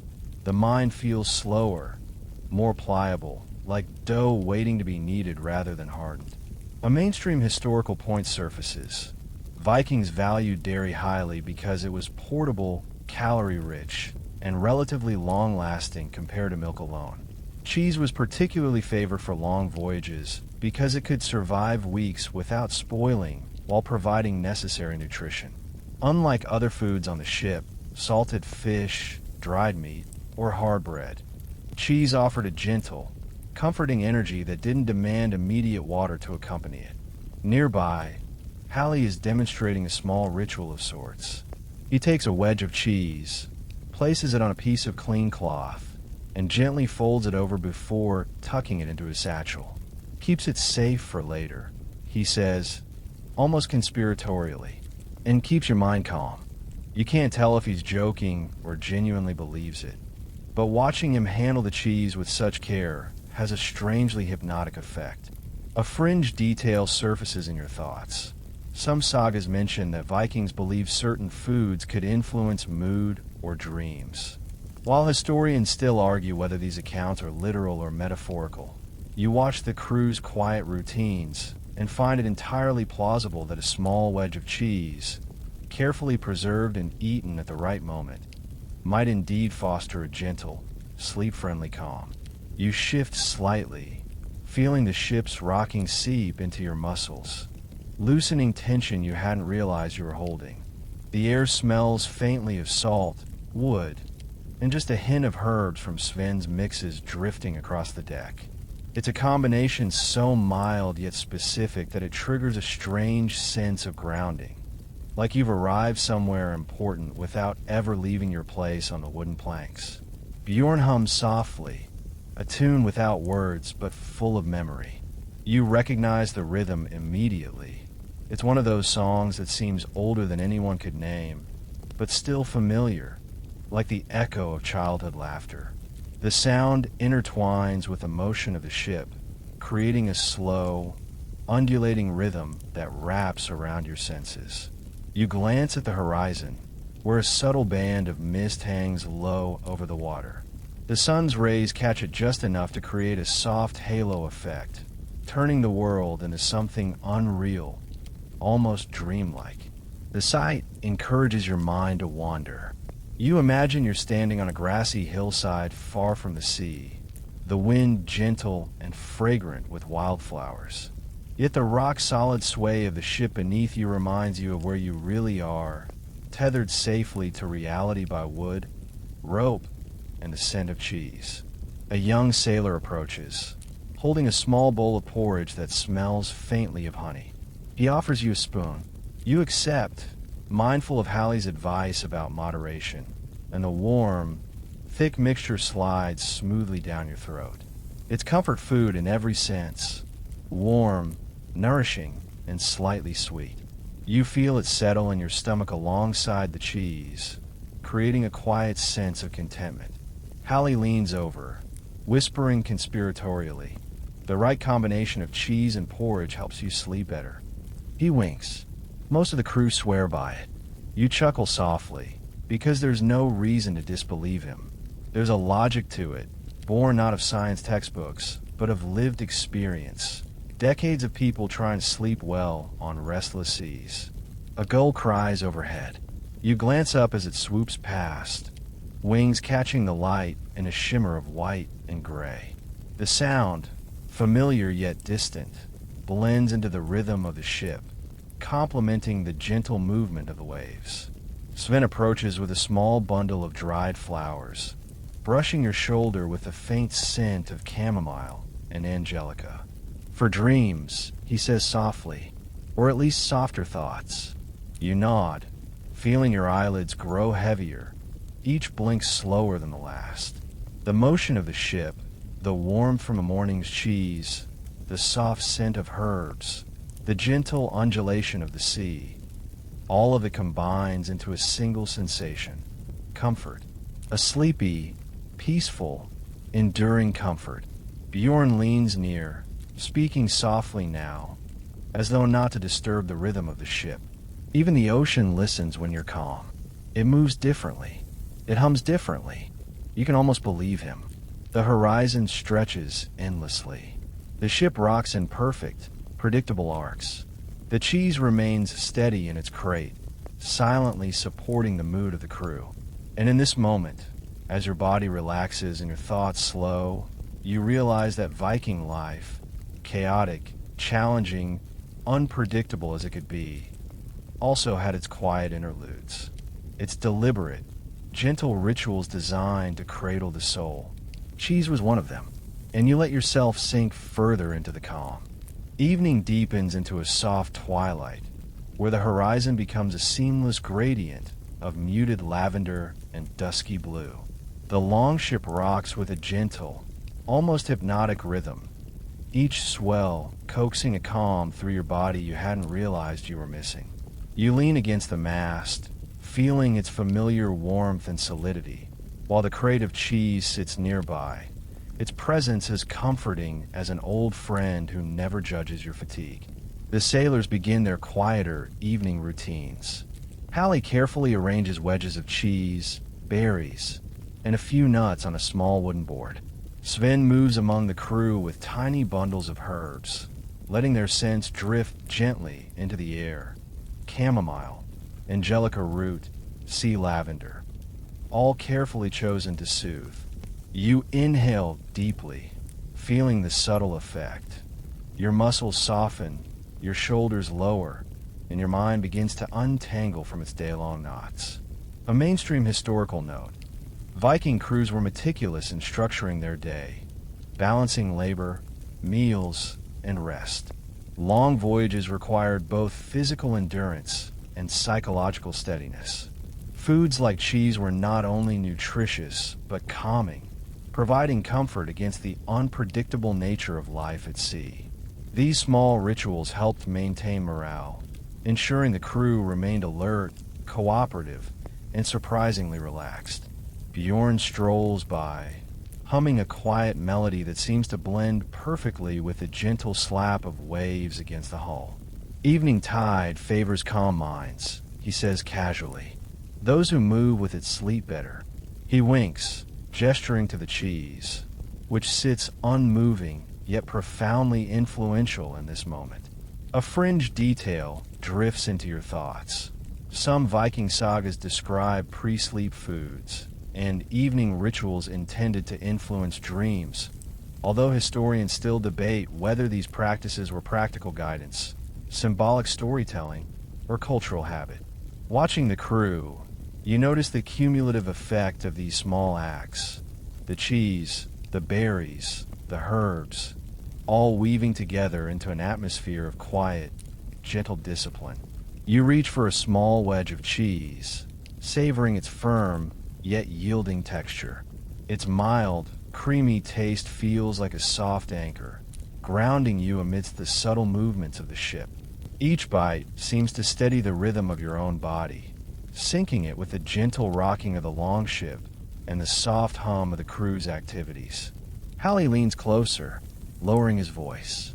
"The cheese works best with slow breathing," he murmurs. "You try it. Inhale, hold, exhale, each movement matching the swells beneath your feet.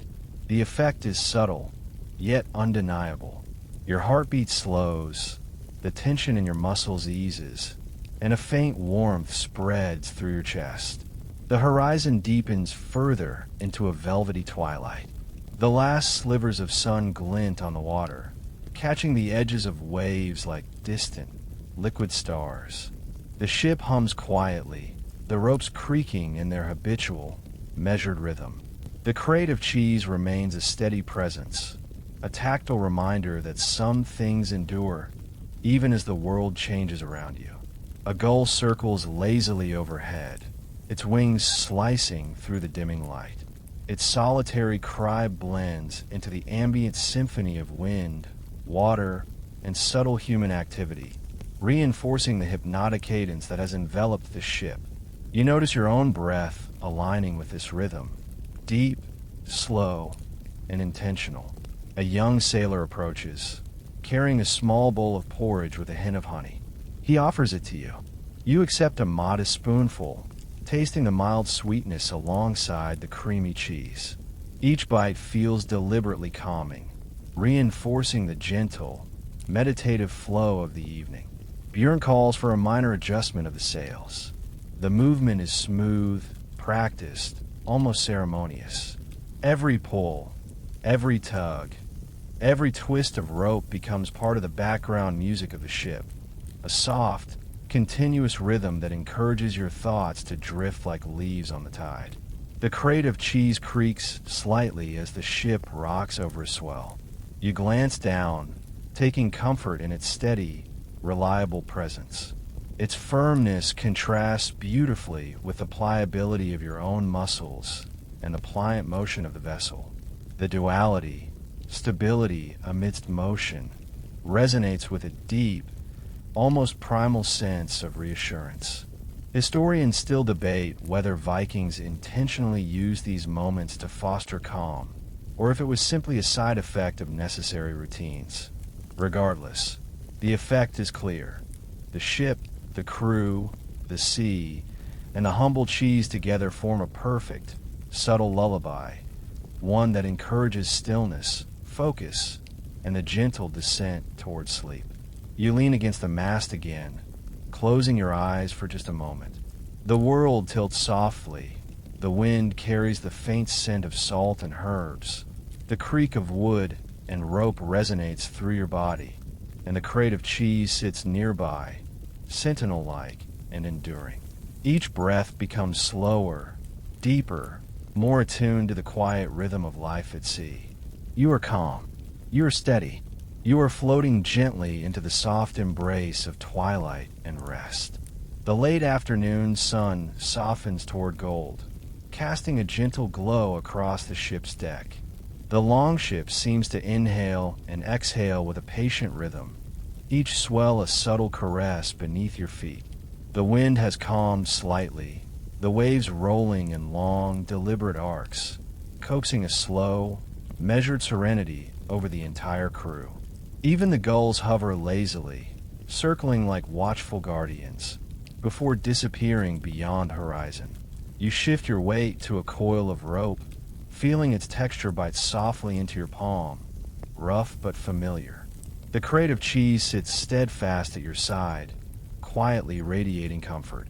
Somehow, it feels like more than food. It is a small, reliable anchor in this floating world of wood, water, and wind. Each wheel embodies the mundane and extraordinary alike.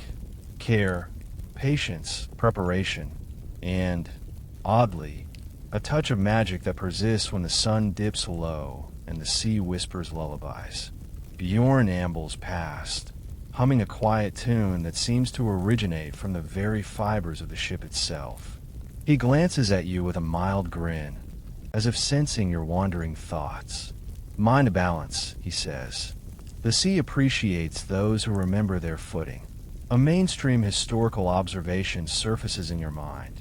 Vikings were meticulous navigators and sailors, not because of innate magic or divine favor, but through acute observation, accumulated experience, and careful preparation. Food, too, was part of this preparation, preserving calories, ensuring morale, and, crucially, maintaining a calm mind. Cheese, soft and steady, had become a cornerstone in this practice, a portable symbol of care. Nearby, Hallie is arranging slices of cheese on a plank, adding a few berries and nuts, as though constructing a miniature work of edible art. You watch him work, noticing the care in each movement, the slow, precise gestures, the small smiles exchanged with other sailors. It strikes you how these small rituals, seemingly trivial, are the invisible threads holding the day together. Without them, the rhythm would falter, the calm would fracture. A fringe detail drifts into your thoughts. Some Viking sagas reference pre-sleep foods as aiding restful slumber, though historians still debate whether these accounts are factual or narrative embellishments. In practice, it seems the crew has discovered their own version of the ritual. Cheese, paired with minimal stress, measured porridge, and the occasional herbal scent, creates a uniquely soothing sequence that's endured for generations. You bite into a small wedge, its texture firm, yet yielding under your teeth. The subtle tang spreads across your tongue, a gentle reminder of land and livestock far from the endless expanse of water. The warmth of digestion spreads slowly, softening tension in your shoulders and neck. Even your thoughts, normally so restless, begin to adopt the measured cadence of the ship itself. A young sailor approaches, carrying a small pouch of dried herbs. He kneels beside you, the scent of chamomile and angelica rising into the sun-warmed air. For dreams, he whispers, offering the pouch. The gesture is casual, yet deliberate, a small, protective ritual that feels more profound than any ceremony you've witnessed on land. The ship rocks just enough to shift your attention to the horizon. A distant cloud bank forms a soft gray veil, edges kissed with a fading light. You imagine it as a curtain, gently drawing the world closer, a theater of water and sky designed for quiet reflection. The sailors around you move with an effortless coordination, minor adjustments in rigging and rope, creating an almost imperceptible symphony of motion. Bjorn calls out from across the deck. Evening watch soon. Keep calm, keep steady. You nod to yourself, allowing your eyes to wander over the crew. Some are trimming sails, others check provisions. The careful choreography of movement, paired with the rhythm of the sea, becomes hypnotic. Your pulse slows in tandem. Every exhale more deliberate, more restful. A seabird glides low, feathers catching the sunlight in fleeting flashes of silver. It dips and rises, following the gentle undulations of the waves. You realize that the natural world, chaotic in appearance, has a hidden metronome, perfectly aligned with moments of stillness.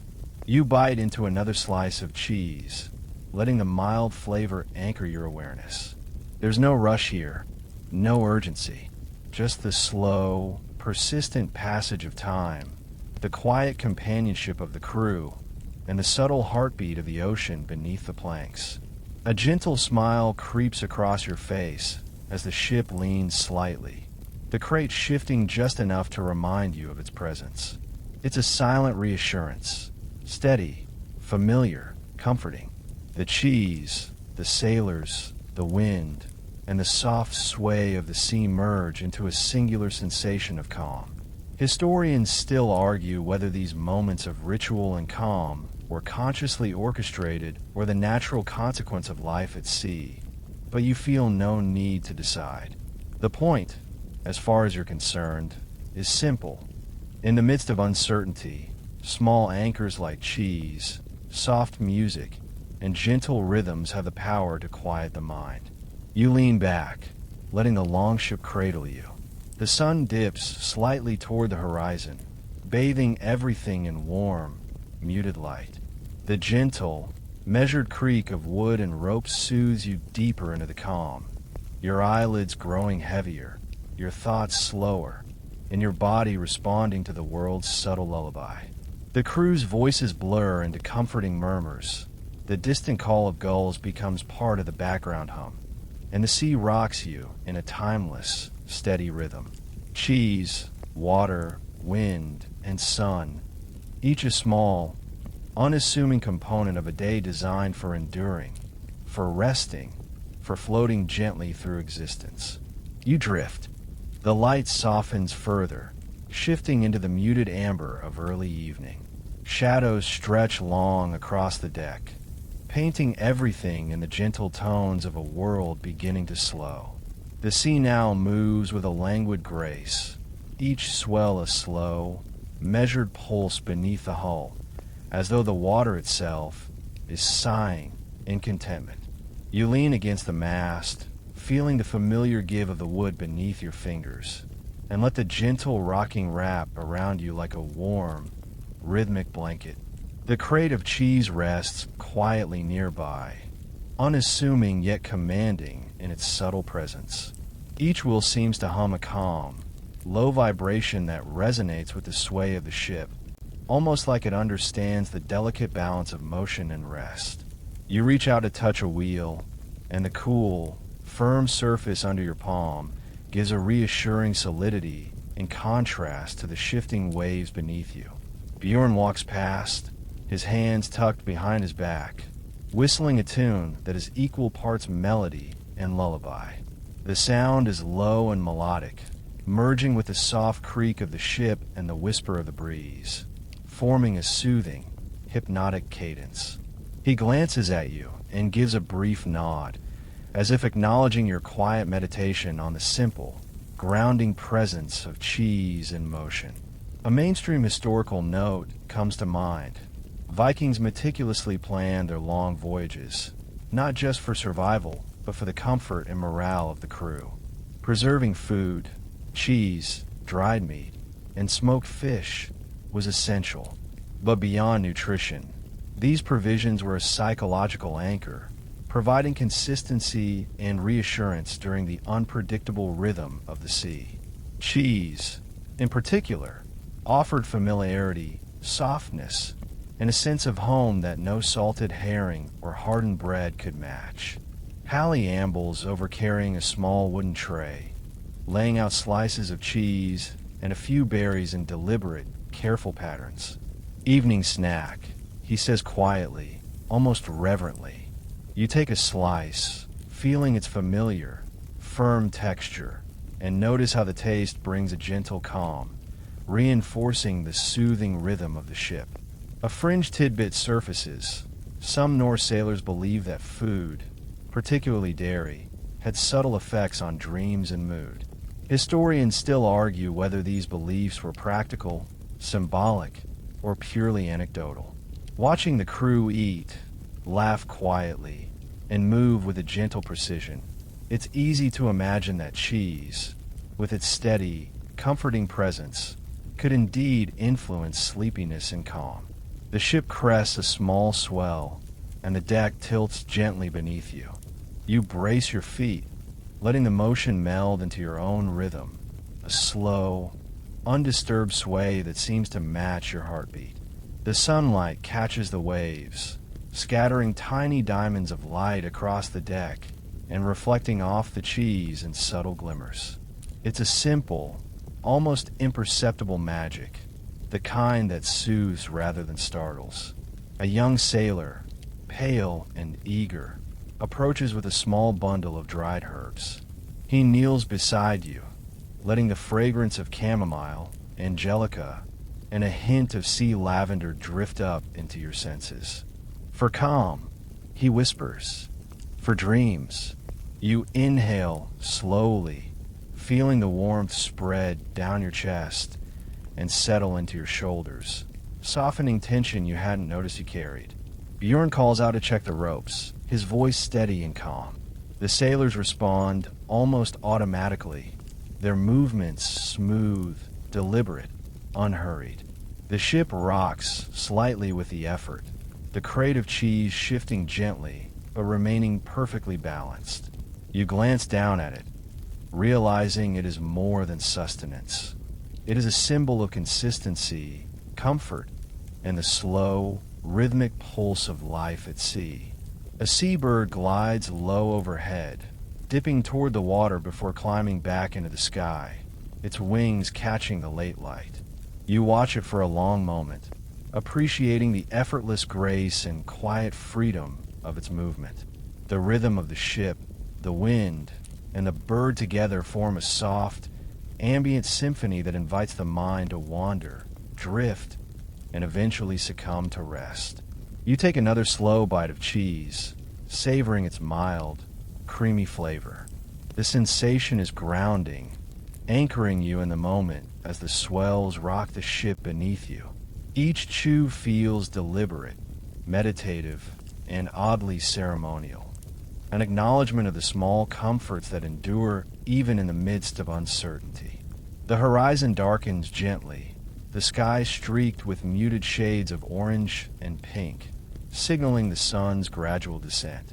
The wind softens further, carrying the faint scent of salt, wood, and distant herbs. The combination of sights, smells, and movements creates a near-perfect lullaby, drawing your thoughts inward and slowing them to the gentle cadence of the waves. Historians still argue whether these small rituals and comforts were consciously maintained or evolved naturally from the needs of life at sea. In practice, you don't need an answer. The effect is undeniable. The crew moves calmly, the ship sways steadily, the cheese remains constant, and the rhythm of the ocean gently pulls your consciousness toward rest. You lean back against the mast again, the wood warm from the afternoon sun, the crate of cheese close and reassuring. Your eyelids grow heavier, your thoughts slower, each breath deeper. The sea rocks you gently, a timeless, steady lullaby carrying you closer to sleep. The sky deepens into a soft indigo, the first stars appearing like distant pinpricks of silver across the vast canvas of night. The sea below mirrors the darkening sky, rolling gently in slow, deliberate arcs. You lean back against the mast, feeling the longship's steady sway merge with your own breathing, creating a rhythm that is almost hypnotic. Each subtle tilt of the deck is like a wave in a private ocean inside your body, lulling your mind toward rest. The crate of cheese sits nearby, its wooden sides warm from the day's sun and slightly cool from the evening breeze. Its presence is quietly reassuring, a companion that has endured the day alongside you.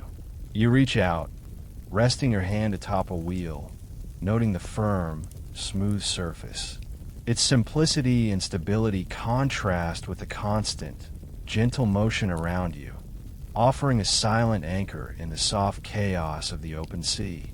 Bjorn strolls past, adjusting a coil of rope over his shoulder, humming a low tune. The sound carries easily across the deck, blending seamlessly with the gentle creak of wood and the subtle slap of waves against the hull. Evening calm, he says softly, is the ocean's gift if you let it. He glances at the cheese crate, then back at you, his eyes crinkling in mild amusement. And a little cheese never hurts. A mainstream historical detail floats through your thoughts. Vikings meticulously planned their meals and provisions, not just for nutrition, but for psychological stability. Cheese, particularly hard or semi-firm varieties, was valued for its longevity and ability to comfort, a reliable source of energy and calm. It endured long journeys, unlike bread that hardened or fish that required careful storage. In effect, it became a subtle psychological anchor for sailors facing days and nights of endless motion. Hallie appears, carrying a small tray with wedges of cheese, a few berries, and some nuts. He sets it down carefully near the crate and gestures toward you. Evening snack, he says with a conspiratorial grin. Best eaten slowly, with thought. You pick up a wedge, noticing its slightly firm texture, and let the familiar, creamy taste settle across your tongue. The act is soothing, almost meditative, and you feel a gentle warmth spread through your body. A fringe tidbit drifts into your mind.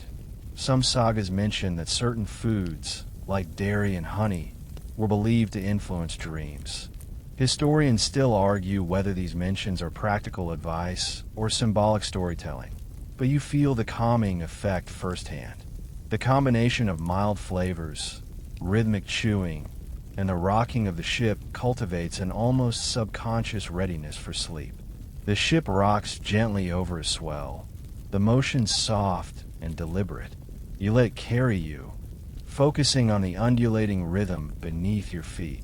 The horizon is a subtle gradient of dark blues, with faint glimmers of moonlight beginning to reflect on the waves.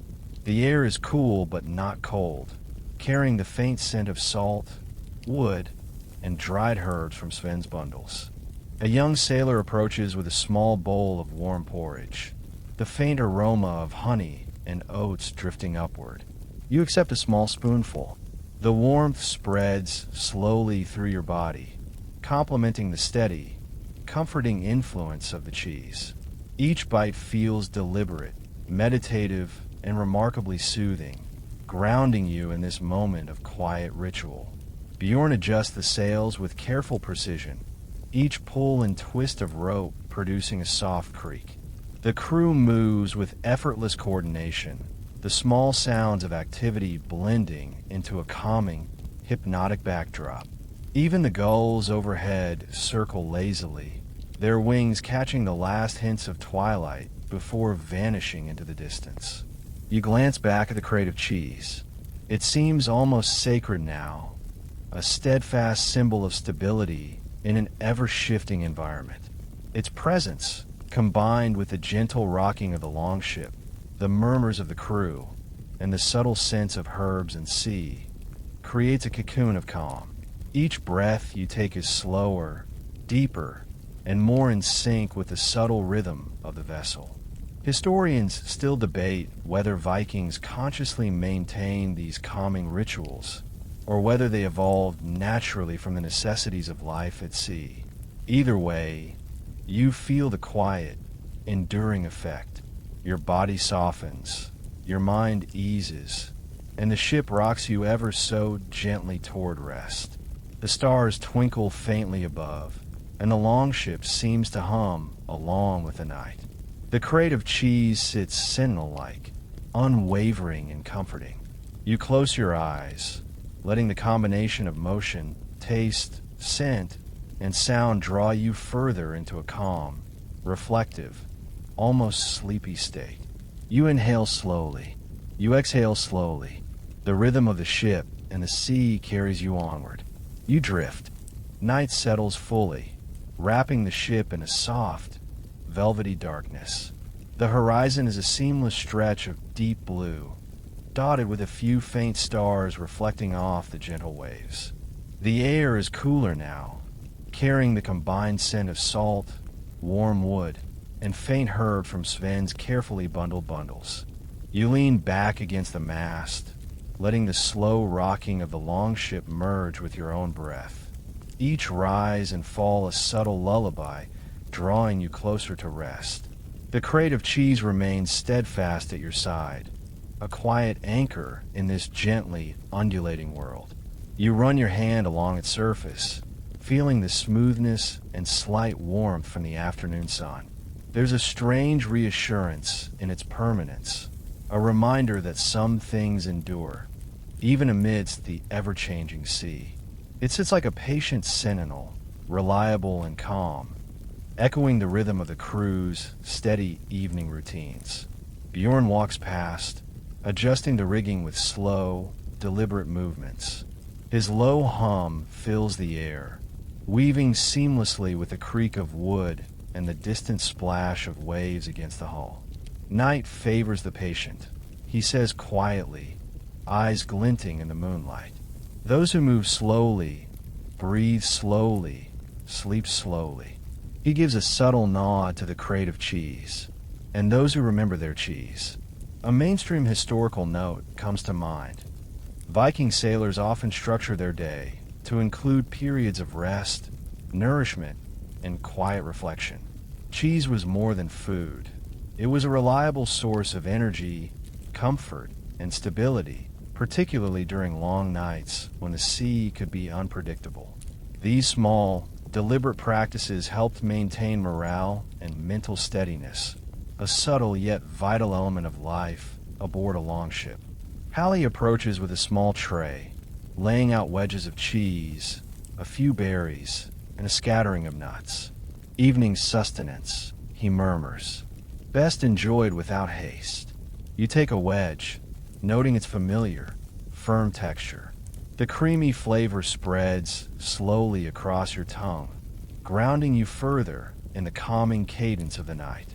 Each bite feels meditative, as though part of a ritual designed to align body, mind, and environment. A fringe tidbit floats into your awareness.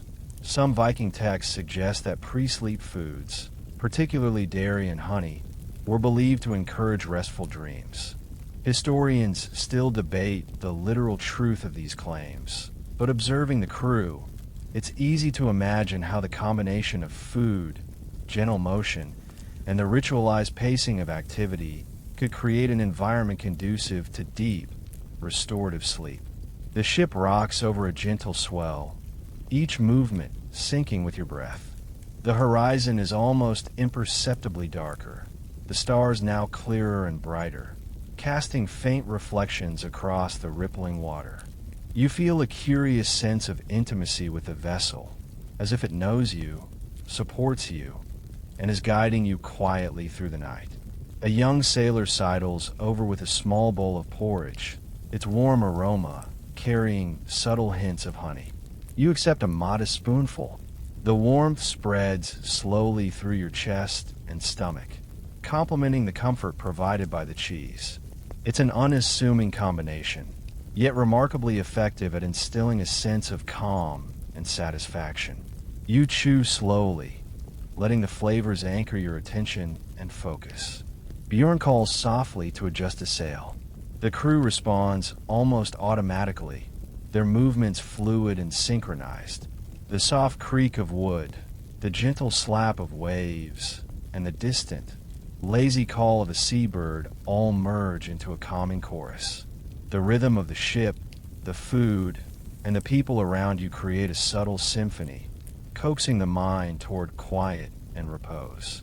The crate of cheese shifts slightly as the vessel rocks, but remains steady, a symbol of reliability in a world of motion. You glance down at it, feeling gratitude for its simple, grounding presence. Each slice, wedge, and will has become part of the subtle ritual that carries the crew and you through the long night, nourishing not just the body but also a deeper sense of calm and continuity. Historians still argue whether these practices were deliberate rituals or simply the natural result of experienced sailors maintaining order. For your part, the effect is undeniable. The ship's steady sway, the hum of voices, the scent of herbs, and the reliable presence of the cheese create a cocoon of comfort. Your body softens, your mind eases, and the night carries you forward in gentle, measured undulations. You close your eyes, letting the gentle rocking of the ship, the muted chorus of wind and waves, and the faint scent of herbs lull you deeper into the evening. Each breath is slow, deliberate, and synchronized with the motion beneath you. The crate of cheese remains nearby, sentinel-like, a quiet assurance in the soft darkness. You drift. The night deepens further, wrapping the ship in a cocoon of muted shadows and gentle starlight. The air carries the faint, comforting sense of salt, wood, and the lingering traces of herbs that Sven has scattered carefully across the deck. Each breath you take feels heavier, slower, infused with the subtle rhythm of the ship's movement beneath your feet. You lean against the mast, letting its warmth and solid presence cradle your back, while the crate of cheese sits patiently at your side, a quiet companion in the soft darkness. Bjorn moves past, hands deftly adjusting ropes, the sound of his movements blending into the gentle symphony of creaking wood and lapping waves. He hums quietly, a tune that seems older than anyone could remember, yet perfectly suited to the slow sway of the ship. "Night favors patience," he says softly, his voice merging with the ambient rhythm. "And cheese, of course." He gives a knowing glance at the crate before disappearing into the shadows of the deck. A mainstream historical note floats into your mind. Viking sailors relied on structured routines to maintain calm and focus during long voyages. Cheese, in particular, provided not just nutrition, but also psychological stability. Its durability, predictability, and comforting texture made it a quiet anchor amidst the uncertainty of the open sea. Even in moments of solitude, a simple wedge could ground a sailor, offering a sense of continuity and reassurance. Hallie approaches, carrying a small tray with wedges of cheese, berries, and a handful of nuts. He places it near the crate, arranging the food with careful precision. "Evening snack," he murmurs, best savored slowly. You take a piece, noting the firm yet yielding texture, and chew deliberately. The flavor is mild, comforting, and grounding, a subtle meditation in edible form. Each bite seems to synchronize with the gentle rocking of the ship, reinforcing your body's alignment with the motion of the waves. A fringe tidbit surfaces. Some sagas suggest that Vikings believed certain foods, particularly dairy and honey, could influence the quality of dreams.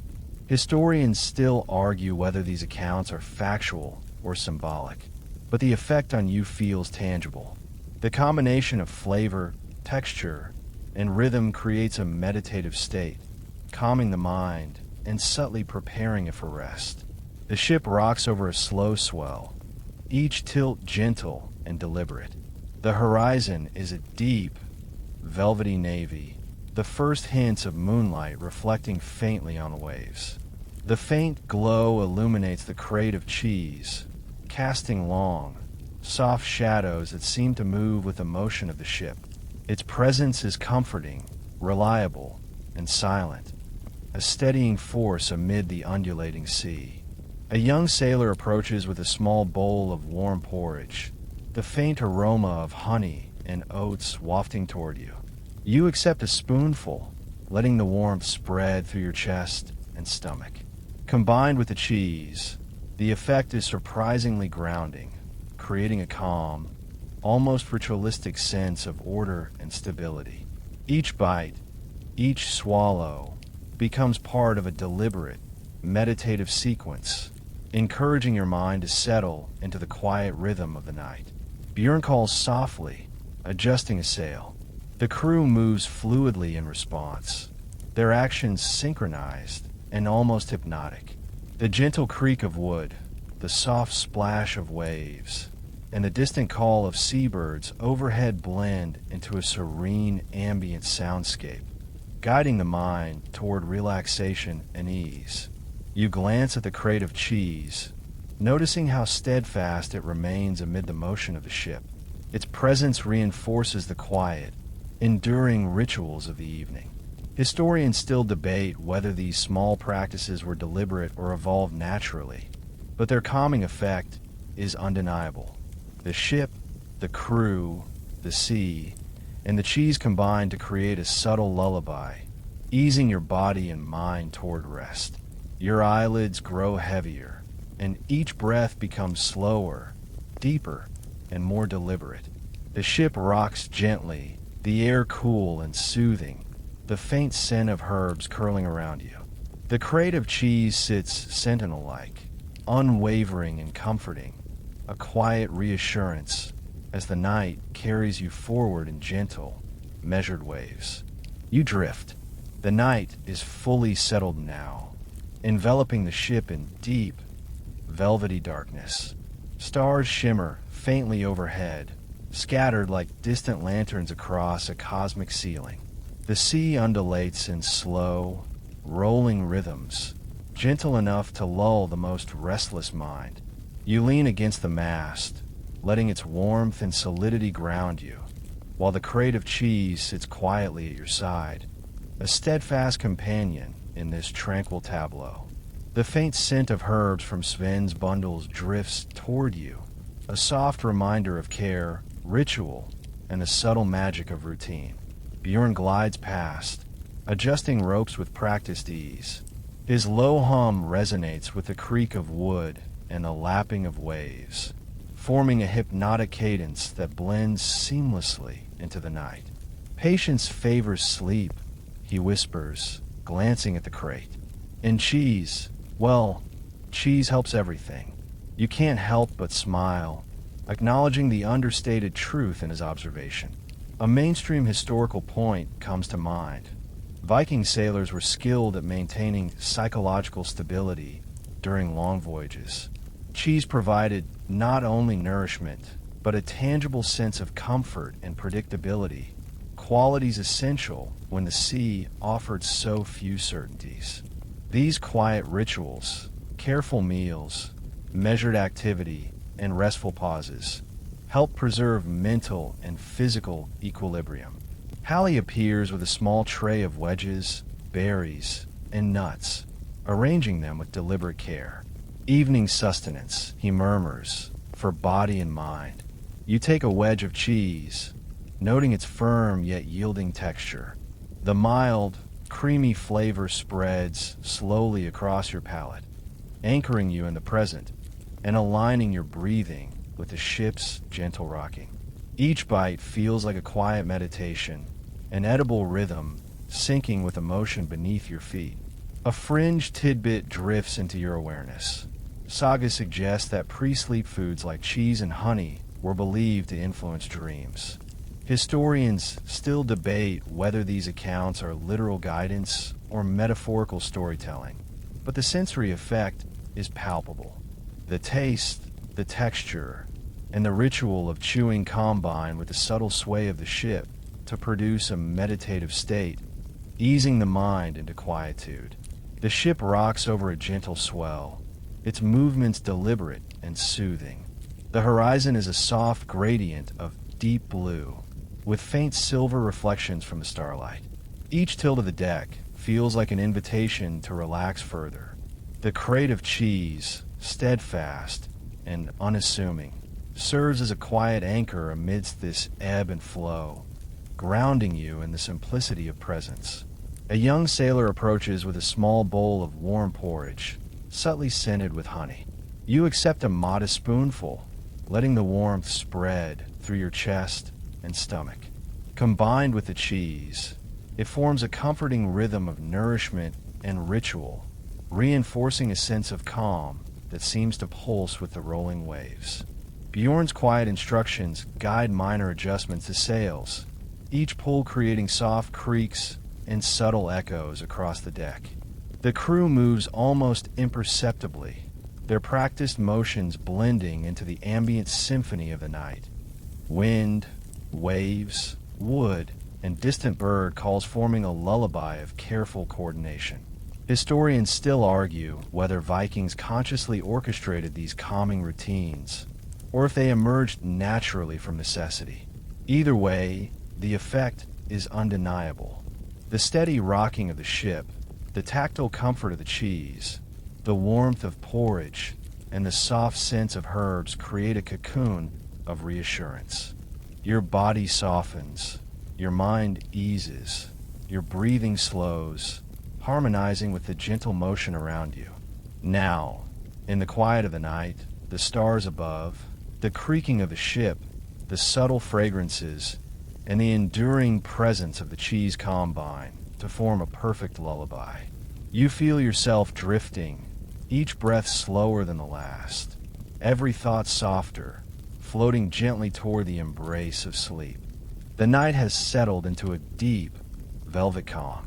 The stars overhead shimmer faintly, scattered like tiny lanterns across the infinite sky, their soft light reflecting in the gentle, undulating waves. The longship rocks ever so slowly, a cradle of wood and water, carrying you forward in a rhythm that feels both eternal and perfectly measured. Every creak of the planks, every whisper of wind, every distant call of a seabird merges into a serene, almost imperceptible symphony. You feel the soft motion through your body, syncing your heartbeat, your breath, your very awareness with the gentle pulse of the sea. The crate of cheese sits quietly beside you, warm from the day's sun and cool from the evening air, a steadfast companion and subtle anchor. Its presence is almost meditative, familiar, dependable, comforting. You can feel it in your hands, the smooth surface grounding you, a reminder that amidst the vast, shifting water, there are small, enduring constants. Halley's wedges, Sven's herbs, the soft sweetness of honey in a distant bowl. They all weave together into a subtle tapestry of ritual and reassurance. You inhale the faint herbal scents, letting them curl around you like a gentle embrace, encouraging your mind to soften, slow, and release the day's tension. Bjorn's low hum drifts past your ears, merging seamlessly with the gentle rhythm of the ship. The other sailors move with effortless, almost invisible precision, their quiet presence adding layers of calm to the environment. You chew slowly on a piece of cheese, its creamy, firm texture familiar and soothing, each bite a tiny meditation. Combined with the rocking of the longship and the warmth of the evening air, it draws your body into a state of complete ease. Your muscles soften, your shoulders release, and your mind, normally busy with small anxieties and thoughts, drifts toward a gentle, contented stillness. Historians still argue whether Vikings consciously structured such moments for calm and reflection, or whether they arose naturally from necessity. You do not need to decide. The effect is undeniable. The gentle rocking of the ship, the rhythmic murmurs of the crew, the soft scent of herbs, and the humble presence of the crate of cheese together form a cocoon. You feel yourself sinking deeper into it, each breath slower, each thought lighter, each heartbeat sinking with the lull of the waves. The horizon fades into the night, the water absorbing the moonlight in shimmering strokes. You close your eyes, letting the motion, the scents, and the quiet chorus of the ship carry you. Every detail, the gentle hum, the soft creaks, the subtle taste of cheese and honey, the warmth of the air, blurs into a calming, almost magical rhythm. You feel yourself drifting farther, carried by the ocean and the night, weightless and secure. There is nothing to do, nowhere to be, nothing to think, only the gentle sway, the quiet world, and the soft presence of comfort at your side. Breathe in slowly, breathe out slowly. Let the rocking of the ship, the rustle of the sails, the faint scent of herbs, and the memory of the day's cheese ritual lull you completely. Your body melts into the gentle rhythm, your mind softens, and you feel the world slipping into calm. The night carries you. You float, you drift, you sleep,